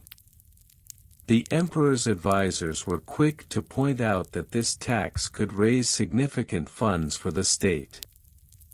"Think of the logistics," they exclaimed, rubbing their hands together with gleeful anticipation. "We can build roads, fortifications, and perhaps even a few more lavish baths, all funded by comb aficionados." Combs, however, were not just subjected to taxation, they were also meticulously recorded in ledgers. Bureaucrats were tasked with cataloging comb inventories by region, type, and even material. Can you imagine the sheer tedium? Ah, yes, here we have the wooden combs of the eastern provinces, 62 in number, and the ivory combs of the aristocrats. Well, they have multiplied like rabbits. Now, where's that ink pot? And so they wrote, day in and day out, about the combs of the empire, while the rest of the world spun on, blissfully unaware.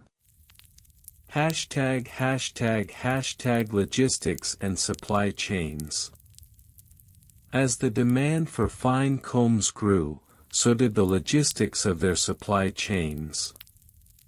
The Byzantine Empire, known for its impressive infrastructure, took comb distribution to new heights, or perhaps depths, depending on how you looked at it. The grand combs of Constantinople were transported via a series of elaborate trade routes, where merchants would barter for combs made from distant lands. There were combs from Persia, carved with intricate designs, combs from Egypt, made of papyrus, and the ever-elusive combs from the far reaches of the north, which were often rumored to be made from the bones of Viking warriors, though this was likely just a tall tale to spice up the market. The combs were transported by a fleet of agile donkey caravans, each laden with the precious grooming tools, navigating treacherous mountain passes and perilous rivers. Along the way, merchants would stop at inns where they would regale weary travelers with tales of comb conquests. Did you hear about the man who lost his ivory comb to a rogue band of hairdressers? Tragic, truly. But logistics were not all sunshine and combs, they faced challenges, too. A particularly harsh winter in 543 AD saw a shortage of combs in the capital, leading to a crisis of grooming proportions. The emperor, in a fit of panic, issued a decree that anyone caught with unkempt hair would be subject to a fine. Let them shave their heads, his advisors suggested. That'll teach them. ####record keeping with lots of specifics. As the comb regulations became more intricate, so too did the record keeping associated with them. The Bureau of Combs and Grooming was established to oversee the chaos. This department was infamous for its bureaucratic drudgery, as clerks toiled away, cataloging every detail about comb ownership. Name: Theodora P. Hairbrushed. Number of combs: 3, type: 2 wooden, 1 ivory. Last inspection date: 12/05/548. Of course, inspections were a serious business. Inspectors would visit households to ensure compliance with the comb laws. "Let's see your comb collection, madam," they would demand, eyeing the citizens with the intensity of a hawk. Those found in violation faced consequences ranging from fines to public humiliation. Imagine being paraded through the streets with a sign reading, "I own an illegal comb." The shame. This obsession with record-keeping extended beyond simple ownership. The bureaucrats also tracked the condition of combs. A Comb Health Index was developed, rating combs from pristine to utterly ravaged. Anything below acceptable warranted a mandatory replacement. The result? A thriving market for comb artisans, who would paint, polish, and repair combs at a dizzying pace, all while listening to the most boring gossip of the day. ###one surprising, borderline grotesque anecdote. Now, what's a history lesson without a little grotesque twist? Let me regale you with the tale of the infamous comb incident of 578 AD. As the story goes, a certain nobleman, known for his lavish hairstyles and an even more lavish comb collection, found himself in a bit of a pickle. After an extravagant feast, he woke up to discover that his prized comb, a shimmering piece of artistry, had mysteriously vanished. In a panic, he accused his servants of thievery, demanding they comb the household for the missing item. Some might say he was combing through the ruckus with a fine-tooth comb, but alas, no one found it. It wasn't until days later when a servant, cleaning out the latrine, stumbled upon the comb. "What's so grotesque?" you ask. Well, it turned out that the nobleman had, in his inebriated stupor, mistaken the comb for a rather large piece of cheese during the feast. Yes, dear reader, he had unwittingly dropped it into the latrine. The servant, in a fit of desperation, had to fish it out, and let's just say that the comb was not in the best of conditions. The distraught nobleman decided to hold a grand ceremony to cleanse the comb, declaring it a relic of his past grooming glory. Guests were invited, and he spoke at length about the importance of comb hygiene while showing off what was now a rather dubious artifact. Some attendees fainted, while others simply gagged, whispering, "Ah, the price of beauty." Thus, the comb became a symbol of both high fashion and the perils of excess.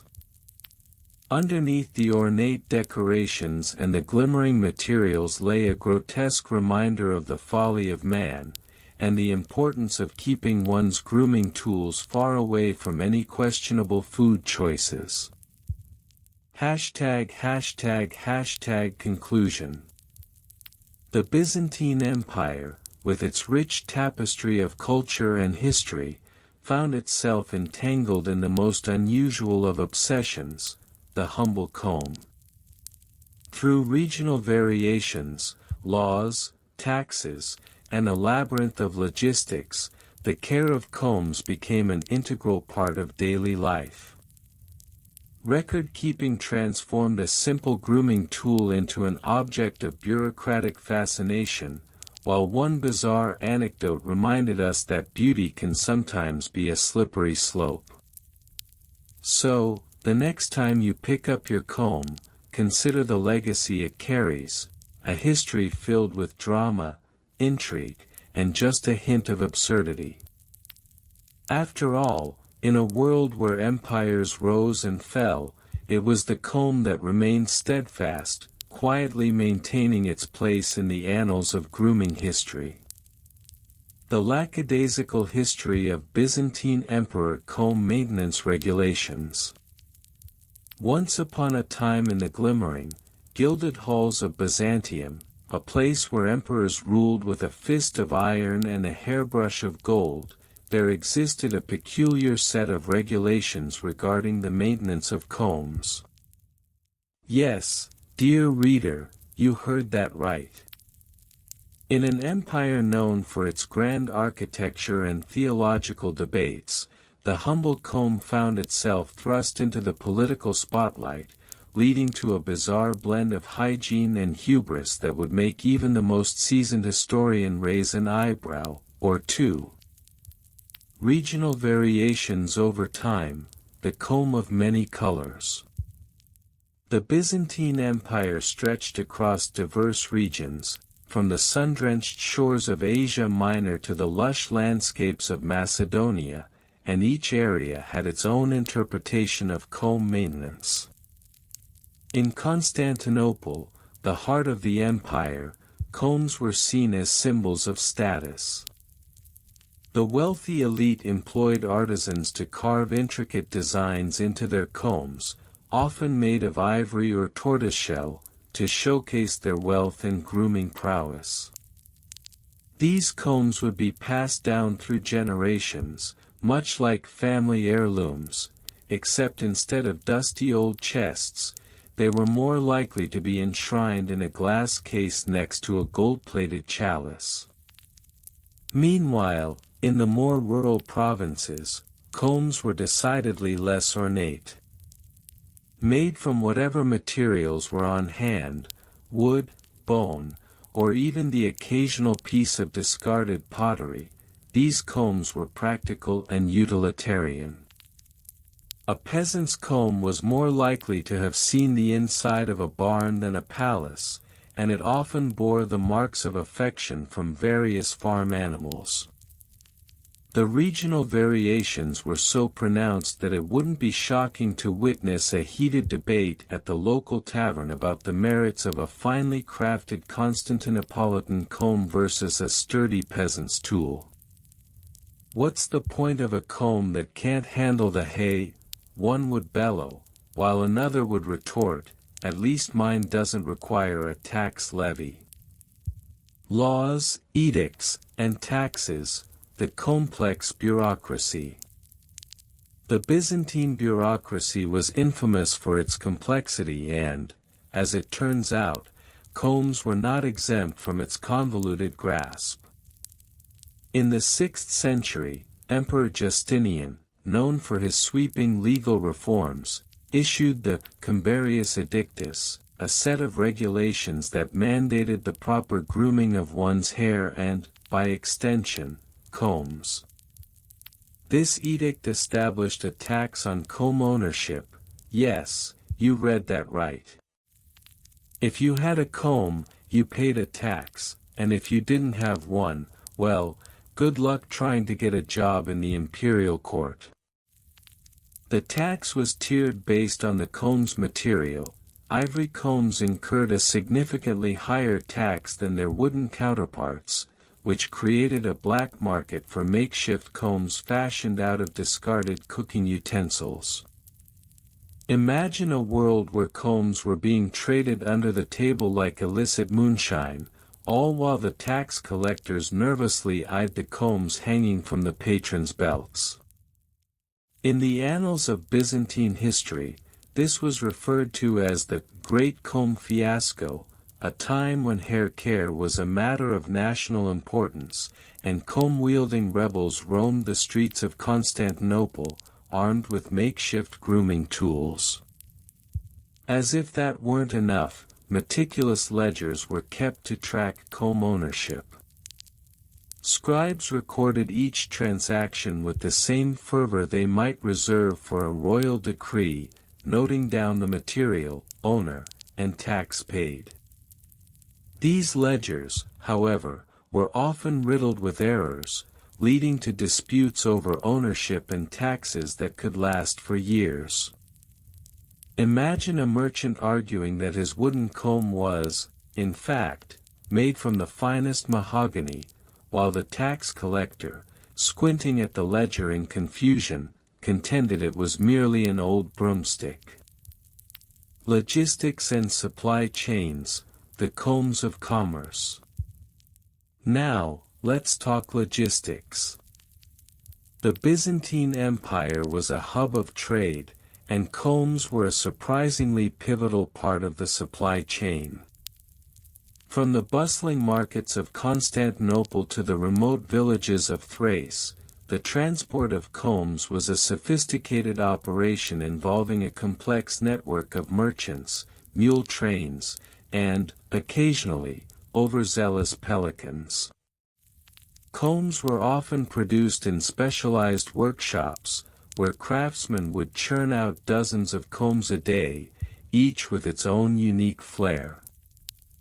The best craftsmen received commissions from the elite, while others struggled to sell their wares to hairdressers who were, frankly, too busy styling the hair of the aristocracy to bother with a peasant's comb. The logistics behind this endeavor were staggering. Caravans would brave treacherous mountain passes to deliver combs to distant provinces, often losing a few brave souls along the way, though not a single comb was ever lost. Combs, it seemed, had a knack for survival. With the rise of trade, supply chains became more intricate. The introduction of the iconic comb coin, a currency specifically created for the express purpose of comb transactions, made waves in the marketplace. Merchants could now barter in combs without the hassle of dealing with the drudgery of coins. This newfound currency, however, led to rampant inflation, as combs became the de facto standard of wealth. "I have 10 combs, so I am worth 10 combs," one merchant would boast, while another would grumble, "I can't even afford a single comb." Record keeping, scribbles and scribbles. Oh, the joy of record keeping in Byzantium!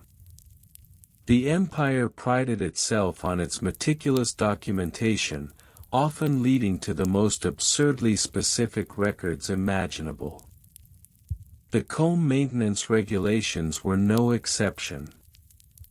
Scribes were tasked with documenting every comb transaction, maintenance procedure, and even the social status of the comb owner. Yes, that's right. Some combs had their own biographies, chronicling their lives from the moment they were carved to when they were unceremoniously tossed aside in favor of something shinier. One particularly famous ledger details the life of a comb belonging to the Empress Theodora.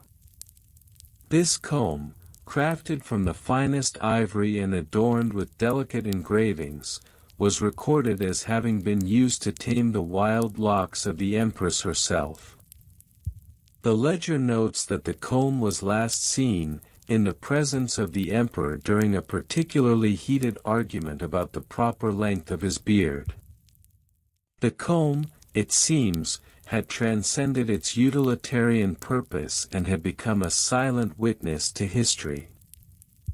Another ledger, however, took a darker turn when it recorded the tale of a certain merchant named Gregorios, who thought it wise to smuggle ivory combs into the empire, dodging taxes like a true rogue.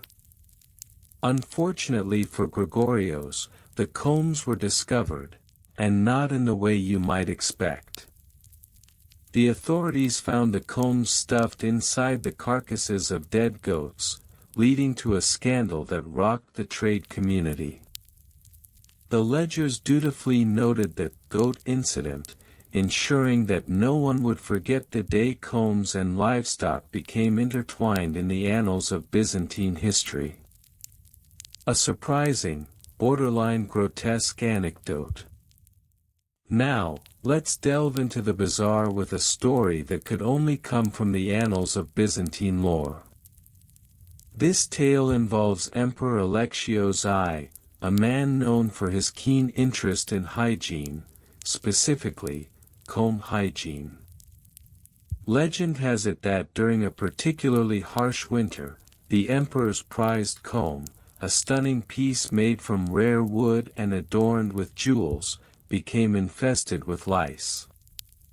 In a fit of rage, rather than simply discarding the comb, Alexios ordered that all the lice be captured, catalogued, and displayed in the palace as a warning against poor grooming practices. What followed was a ludicrous spectacle. Palace servants were tasked with meticulously trapping the lice, which were then placed in tiny glass vials with gilded labels reading, "Lice of the Imperial Comb." The vials were paraded through the streets of Constantinople as a reminder that even the most powerful of men could fall victim to the wretched creatures of unkempt hair. The incident became a point of mockery among the populace, leading to a popular saying, "Better to be a lice than a comb of the emperor." This grotesque yet oddly humorous episode serves as a reminder of the lengths to which the Byzantine Empire would go to ensure that every comb was properly maintained, even if it meant turning a blind eye to the occasional dinner party where lice would be the main topic of conversation. Conclusion: the enduring legacy of the comb. As we draw the curtains on our whimsical journey through the lackadaisical history of Byzantine emperor comb maintenance regulations, let it be known that the humble comb played a far more significant role in the empire than one might initially assume. From taxes to trade routes, from comb biographies to lice exhibitions, these grooming tools became enmeshed in the very fabric of Byzantine society. So, the next time you pick up a comb to tame your wild mane, spare a thought for the Byzantine emperors and their bizarre obsession with comb maintenance. It was a time when hygiene was a matter of imperial decree, and a single comb could spark a scandal that echoed through the ages. After all, in a world where combs were more than mere grooming tools, who knows what else might be lurking beneath the surface, or, perhaps, in the depths of a goat carcass. ###The Lackadaisical History of Byzantine Emperor Comb Maintenance Regulations. The Byzantine Empire, known for its complexity, vastness, and often convoluted bureaucracy, had a myriad of regulations governing everything from trade to religious conduct. One particularly curious and often overlooked aspect of this bureaucratic maze is the regulation of comb maintenance among its emperors and nobility. While this topic may seem trivial at first glance, it reveals much about cultural values, social hierarchies, and even the day-to-day life of those who lived within the empire's borders. ###Minor figures and petty rules. In the grand tapestry of Byzantine history, the minor figures who emerged to oversee the rules of comb maintenance were often as colorful as they were obscure. Take, for instance, the little-known Emperor Constantine XII Combus, who ruled briefly from 1081 to 1083. A self-styled protector of locks, Constantine XII introduced a series of regulations that mandated the use of specific combs based on social class. Nobles were required to use combs made of ivory, while commoners had to settle for wooden varieties. This regulation, while seemingly innocuous, had implications for status and identity. Fines for non-compliance were levied, and the combs of distinction, a series of ornate combs adorned with precious stones, were a symbol of imperial favor. Minor officials, called combers of the court, were tasked with inspecting the combs of the nobility to ensure compliance with these rules. Their role was not merely ceremonial. They wielded significant power over the social standing of individuals based on the condition and type of their comb. ###Case studies with dates and lists. Several notable case studies illuminate the bizarre world of comb maintenance regulation. In 1105, a scandal erupted when it was revealed that the Duke of Antioch had been using a comb fashioned from common materials, in violation of Emperor Alexios I's comb code. The ensuing investigation led to a public trial, where the Duke was not only fined 100 gold pieces but also forced to attend a month-long seminar titled, "The Art of Proper Grooming in the Eyes of the Divine." The seminar was taught by none other than the famed grooming acolyte, Theodora the Tress Tamer, whose teachings were said to have transformed the grooming habits of many a noble. Another notable case occurred in 1173, during the reign of Emperor Manuel I. A group of merchants in Constantinople attempted to smuggle a shipment of silver combs to the capital. Their plan was foiled when a vigilant comber of the court, Antonios the Attentive, discovered the contraband during a routine comb inspection. The merchants were charged with comb malfeasance, a term that would later be immortalized in the Byzantine legal lexicon. The court decreed that the merchants be publicly humiliated by having to comb their hair with the very items they tried to smuggle, a punishment that drew laughter from the populace but instilled fear among those who would dare defy the comb laws. A comprehensive list of the decrees during Manuel I's reign illustrates the intricate nature of comb regulations. 1. Decree of the Combed Court, 1165, mandated inspection of combs every fortnight. 2.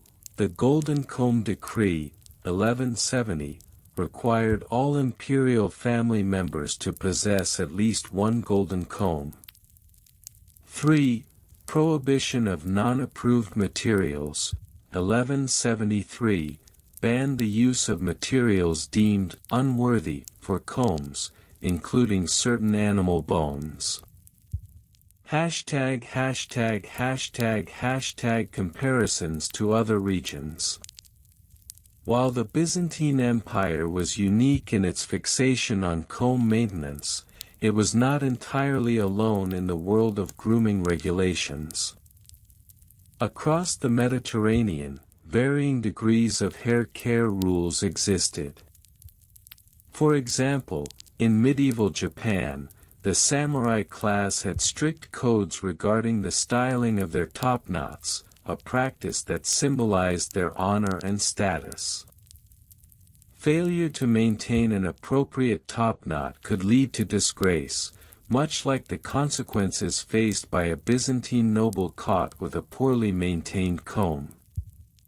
In contrast, the Vikings, known for their rugged and unkempt appearance, had far less stringent grooming regulations. Their combs, often fashioned from antlers, were practical tools rather than status symbols. The contrast between the Byzantine obsession with comb aesthetics and the Viking pragmatism serves to highlight the cultural divergence in grooming practices during the medieval period. Hashtag archaeological tidbits. Archaeological discoveries have unearthed a wealth of information regarding the comb maintenance culture of the Byzantine Empire. In 1978, excavations at the site of ancient Constantinople revealed a treasure trove of grooming implements, including a comb made of bone inscribed with the name of Emperor Theodosius IV.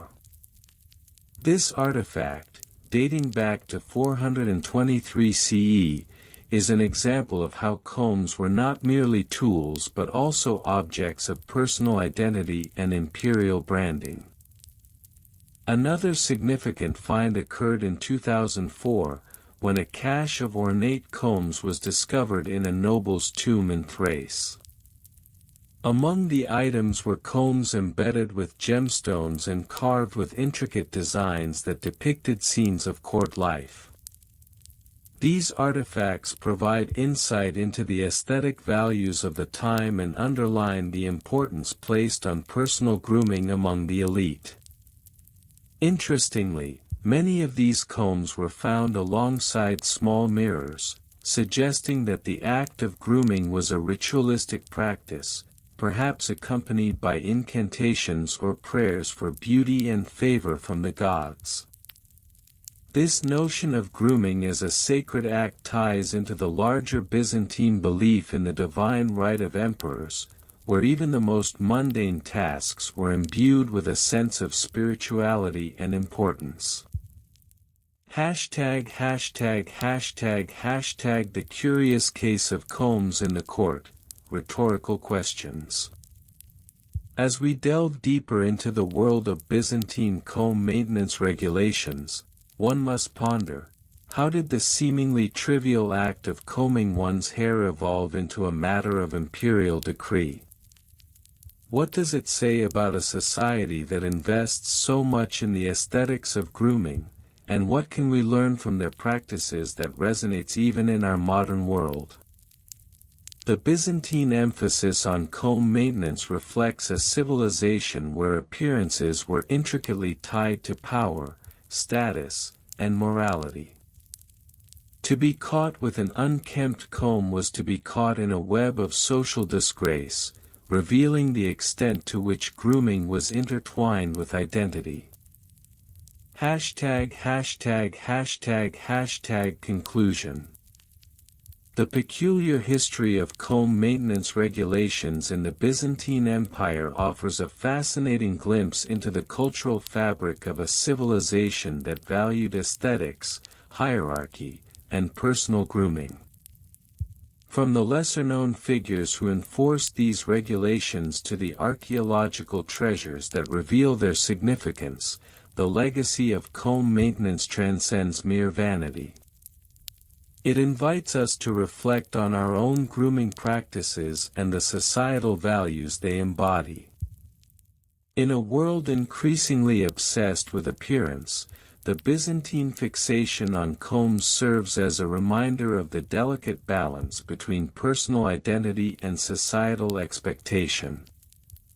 As we navigate our own grooming rituals, one must ask, are we merely maintaining our appearances, or are we engaging in a deeper dance of identity and self-expression? The comb, in all its historical context, continues to serve as a powerful symbol of the intricate relationship between culture, identity, and the ever-evolving standards of beauty. The Lackadaisical history of Byzantine Emperor comb maintenance regulations. The Byzantine Empire was a mosaic of intricate policies, colorful personalities, and a plethora of seemingly trivial regulations that, when viewed from the modern lens, can often appear as a tapestry of absurdity. One such area of regulation that has garnered little attention in the grand chronicles of history is the peculiar and often overlooked realm of comb maintenance. This oddity is not only a reflection of the Byzantine obsession with grooming but also a window into the social hierarchies and cultural practices of the time. #minor figures and petty rules. Within the Byzantine court, the regulation of personal grooming was not merely a matter of vanity, it was a reflection of one's social standing and political acumen. The proedros, a minor figure in the Byzantine hierarchy, was often responsible for overseeing the adherence to grooming regulations, including the maintenance of combs. The proedros had the authority to issue fines to members of the court who were found lacking in their grooming, which could include anything from the cleanliness of one's comb to the manner in which one's hair was styled. One of the most curious edicts came from Emperor Justinian I, 527 to 565 AD, who reportedly mandated that all courtiers must possess at least 3 combs, one made of ivory, one of wood, and one of bronze. The rationale behind this trifecta of combs is still debated among scholars. Was it a reflection of class distinction, or merely an eccentricity of the emperor? One can only ponder, was the comb a metaphorical extension of one's soul, or just a practical tool for maintaining appearances in the opulent court? ###Case studies with dates and lists. The enforcement of comb maintenance regulations saw varying degrees of intensity throughout different reigns. A notable case occurred during the reign of Emperor Alexios I Komnenos, 1081 to 1118 AD. In 1103, a scandal erupted when a prominent nobleman was found to possess a comb made from the bones of a sacred animal, which was deemed offensive to the religious sensibilities of the time. The nobleman was summoned to the palace, where he faced humiliation in front of the court. His punishment? He was required to display his inferior combs in a public square and provide a formal apology, a punishment that left him discredited and subject to the scorn of his peers. Another significant incident took place in 1211 during the reign of Emperor Theodore I Lascaris. A minor bureaucrat named Michael Phocas was reported for failing to maintain his comb properly. The report, which was later discovered in a dusty archive, detailed how Phocas had been using a single comb for both his beard and hair, an egregious violation of grooming standards. The court responded by mandating a public demonstration of proper comb maintenance techniques, complete with the involvement of the court's most skilled barbers. Phocas was required to attend the demonstration, where he was ironically given a new set of combs as a parting gift to encourage better grooming habits.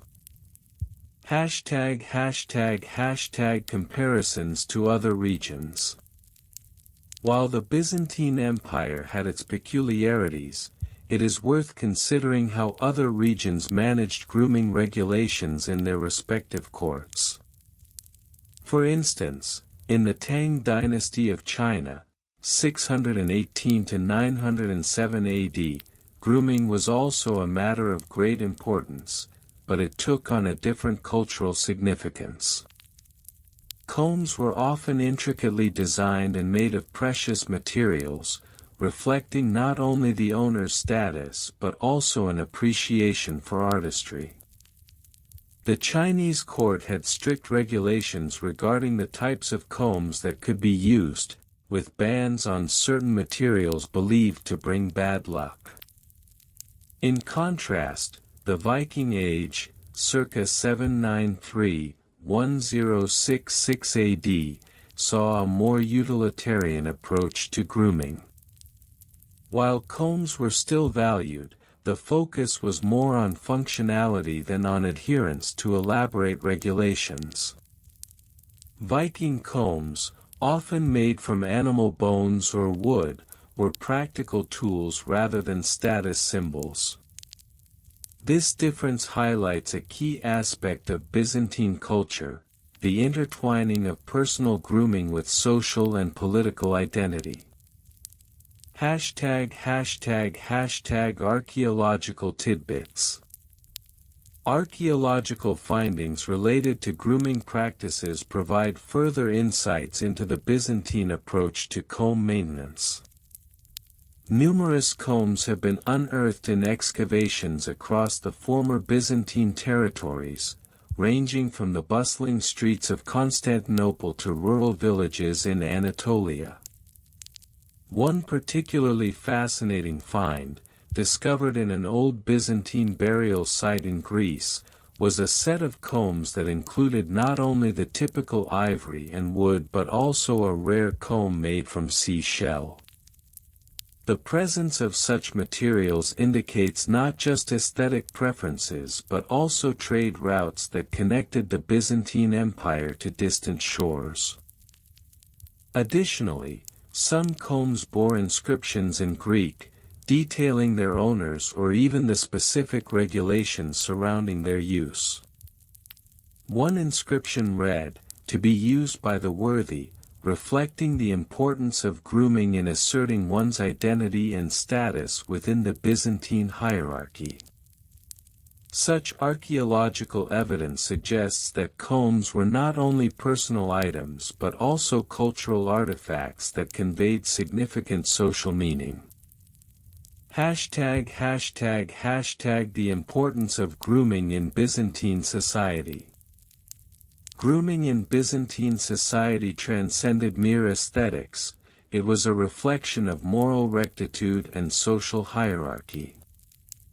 The emperor's own grooming habits were closely monitored, with the calligraphos, or court scribe, often tasked with documenting the emperor's appearance in official records. It was believed that an emperor who maintained a disheveled appearance would invite unrest among the populace, leading to a decline in authority.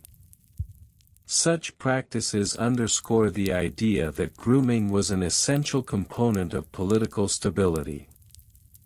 Moreover, the regulations surrounding comb maintenance were often intertwined with the Byzantine legal system. In 1045, a law was enacted that prohibited the sale of combs made from certain materials associated with the lower classes, thus reinforcing social stratification. This regulation sparked debates in the court about the nature of class and the importance of appearance in societal interactions. Rhetorical questions to hook curiosity.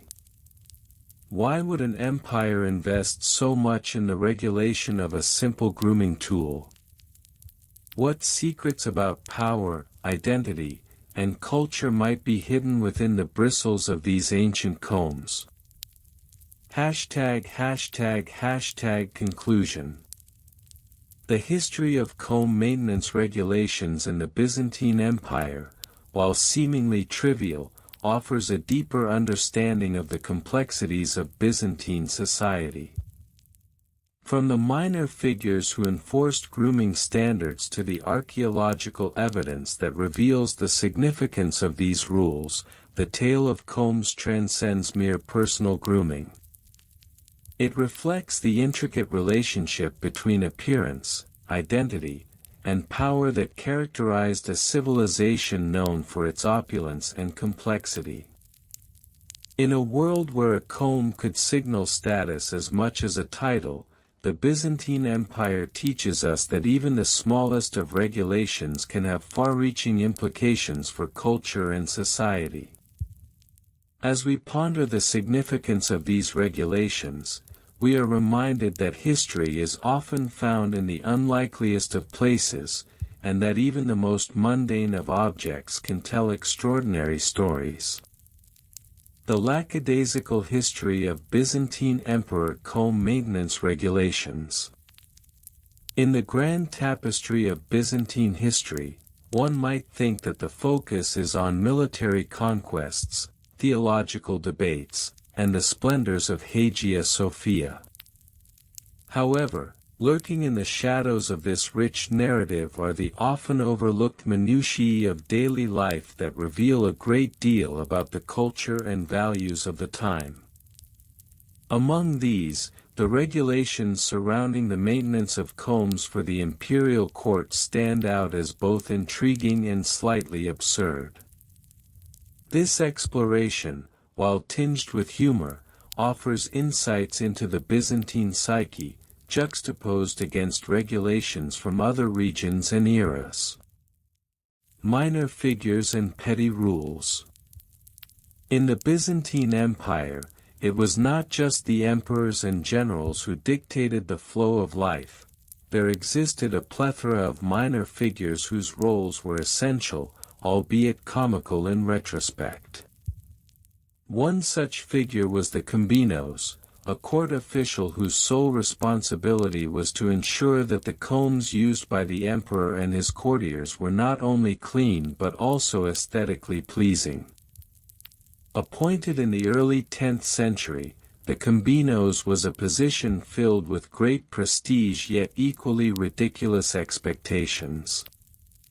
The Combinos had a set of regulations, known as the Combinaticus Codex, which outlined the proper care and maintenance of combs. These regulations included: 1. Material restrictions. Only combs made from ivory or fine wood were permitted in the imperial court, with a strict prohibition on any metallic combs, which were believed to invite bad luck. 2. Cleaning frequency. Combs were to be cleaned no less than 3 times a week using a mixture of olive oil and crushed rose petals, a concoction that was rumored to have been a favorite of Empress Theodora. 3. Personal inspections. Before any public appearance, the emperor's comb would undergo a thorough inspection by the Combinos, who would issue a certificate of cleanliness. If found lacking, the emperor risked public ridicule. 4. Color codes. Combs were required to adhere to specific color codes based on the season, with pastels in spring, vibrant hues in summer, muted tones in autumn, and deep colors in winter. A notable case occurred in 1045 when Emperor Constantine IX Monomachos faced a scandal due to a lackluster comb inspection before a critical meeting with the Patriarch. The Combinos reported that the emperor's comb was not fit for the crown, leading to a temporary ban on his public appearances until the matter was rectified. Case studies with dates and lists. To truly appreciate the absurdity of the comb maintenance regulations, let us examine a few key case studies from Byzantine history. 1. The Great Comb Incident of 975, during the reign of Emperor John I Tzimiskes, an incident involving a comb made of the rarest coral led to a diplomatic crisis with the Kingdom of Georgia. The emperor's comb was seized while in transit, and tensions flared when the Combinos insisted on its immediate return. The matter was settled only after the Georgian king agreed to send a comb of equal value, thus establishing what would become known as the Coral Combs Treaty. 2. The combing competition of 1054. In an effort to showcase the empire's dedication to personal grooming, a grand competition was held where courtiers competed to create the most elaborate comb designs. The event was attended by thousands, with the winning comb crafted from white jade and adorned with sapphires. The comb was subsequently presented to the emperor, who, in a fit of excitement, accidentally dropped it, shattering it into pieces. The Combinos had to work overtime to collect the fragments and put together a replacement, leading to a temporary shortage of combs across the empire. 3. The Edict of Combs in 1122, issued by Emperor John II Komnenos. This edict mandated that all citizens of Constantinople must possess at least one comb to promote cleanliness in the city.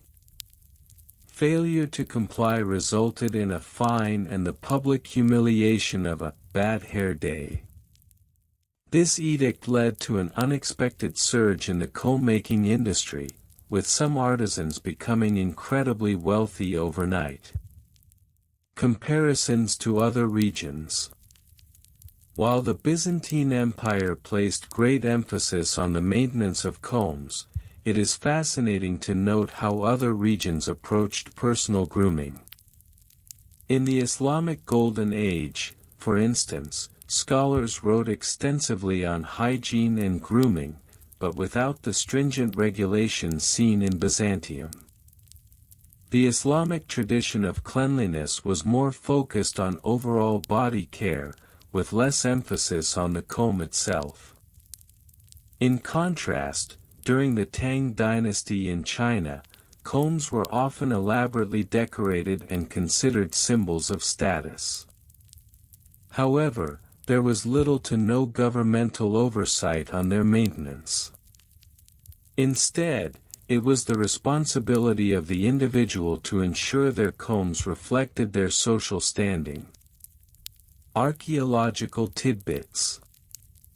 Archaeological excavations in Constantinople have unearthed a variety of combs, ranging from the humble to the opulent.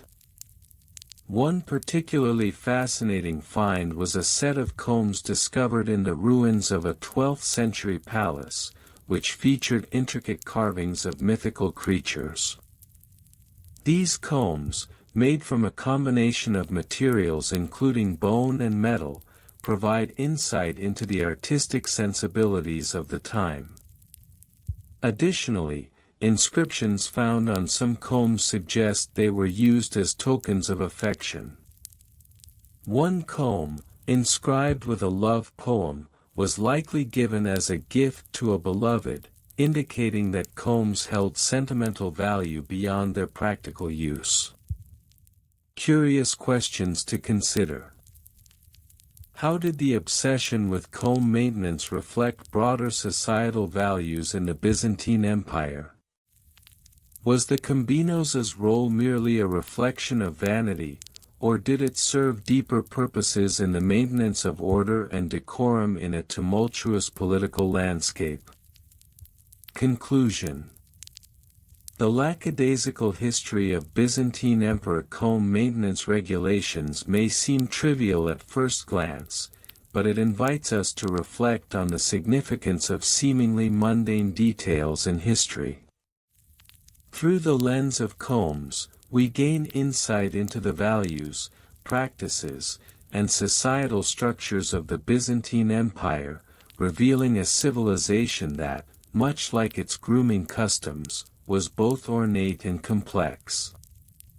In a world where the grand narratives of military conquests and theological debates often overshadow the smaller, yet equally telling, aspects of life, the history of comb maintenance regulations serves as a reminder that even the most absurd details can illuminate the essence of a culture.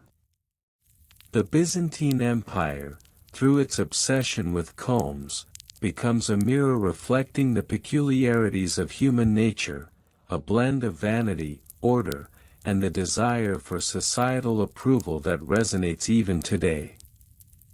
As we ponder the combs of history, we are reminded that sometimes the trivial can reveal profound truths about who we are and how we live.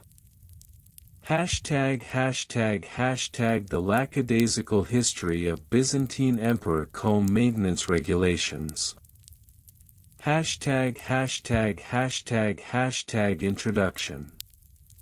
In the annals of Byzantine history, the complex interplay between governance, culture, and daily life often yields peculiar insights.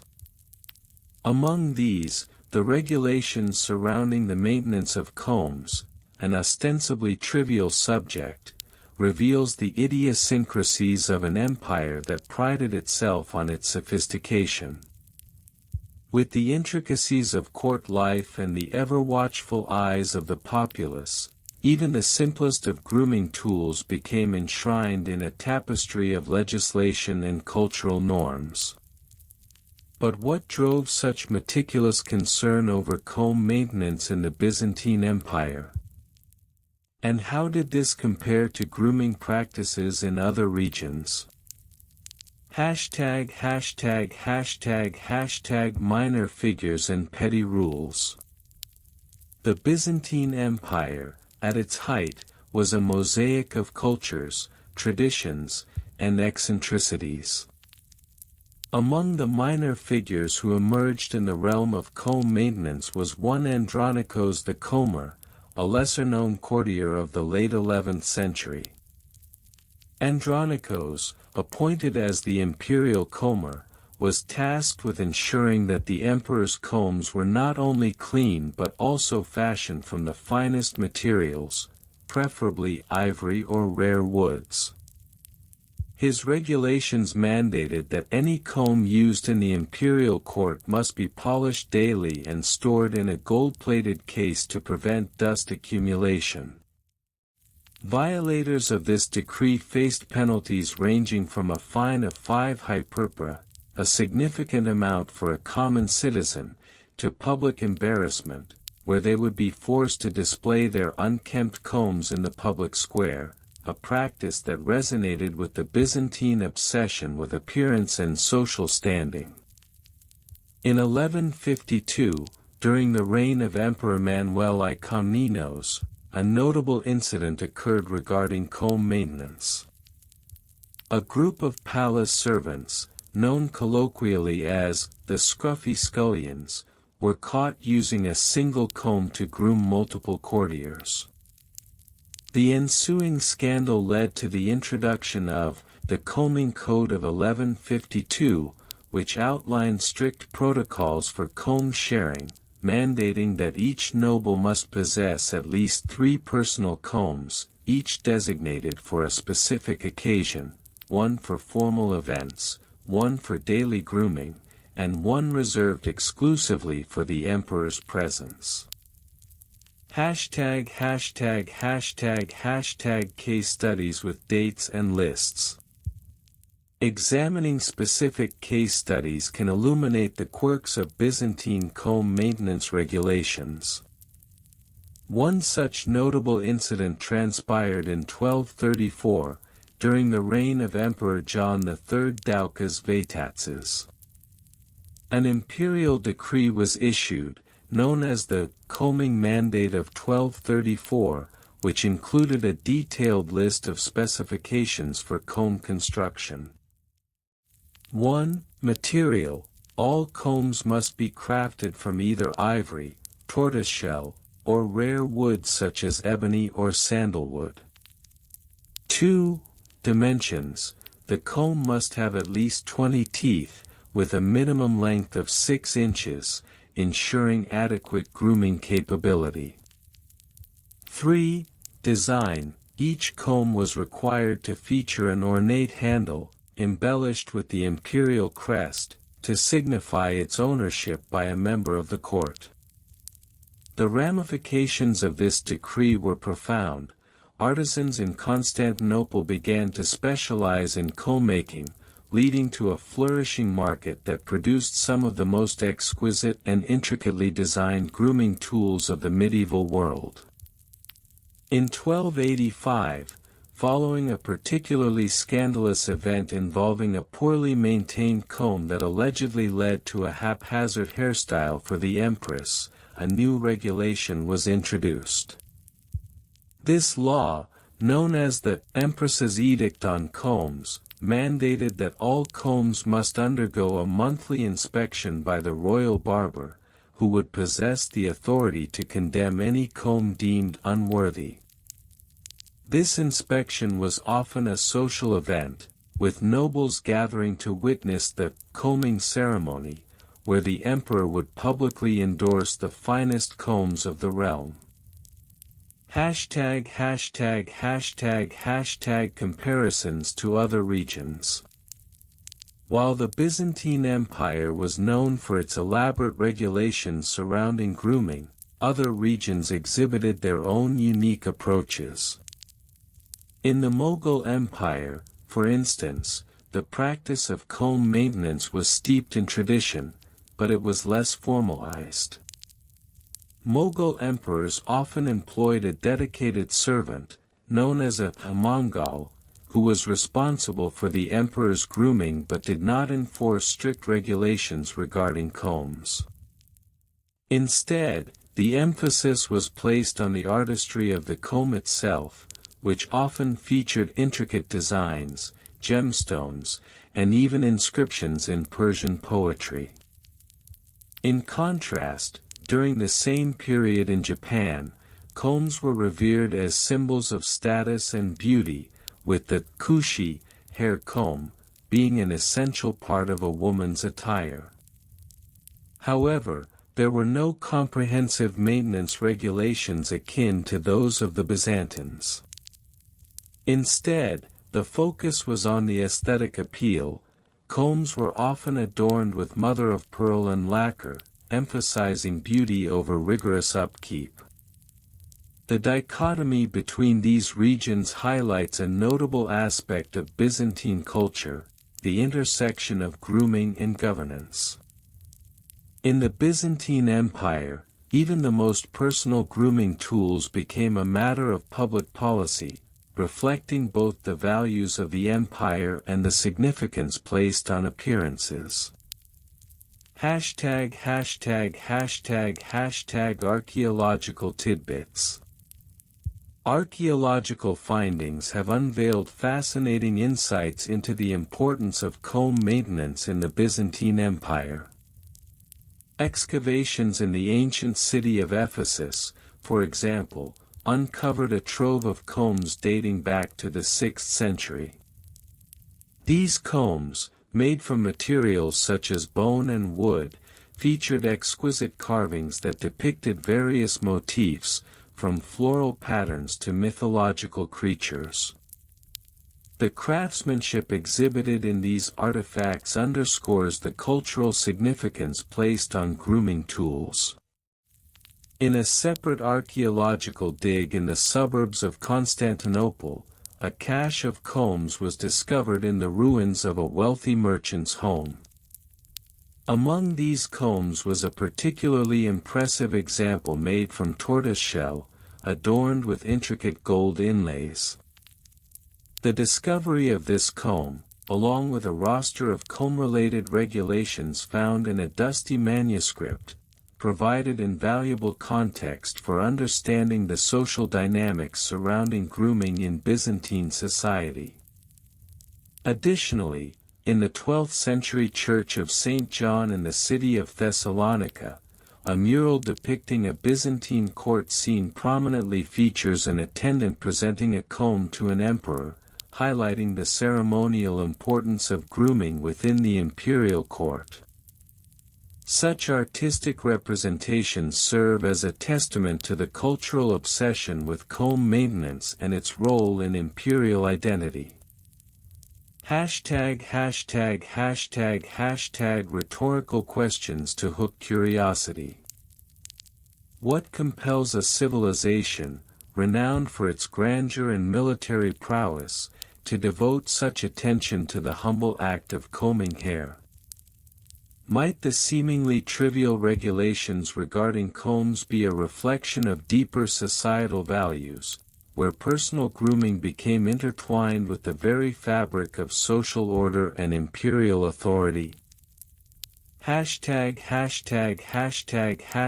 Conclusion. The Byzantine Empire, with its rich tapestry of culture, governance, and daily life, offers a unique lens through which to explore the oddities of history.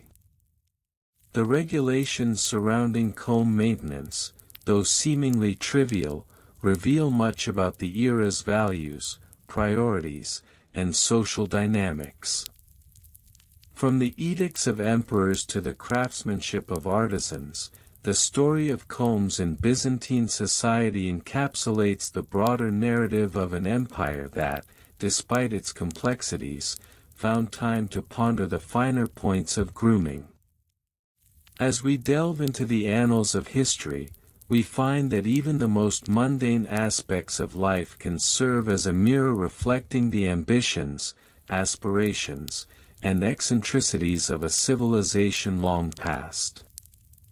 The next time you pick up a comb, consider the legacies woven into its design, legacies that echo through time, whispering tales of emperors, regulations, and the pursuit of beauty in an ever-changing world. And that's a wrap on today's adventure. We dove deep into the world of topic, uncovering the secrets that even your trivia-loving friends didn't know.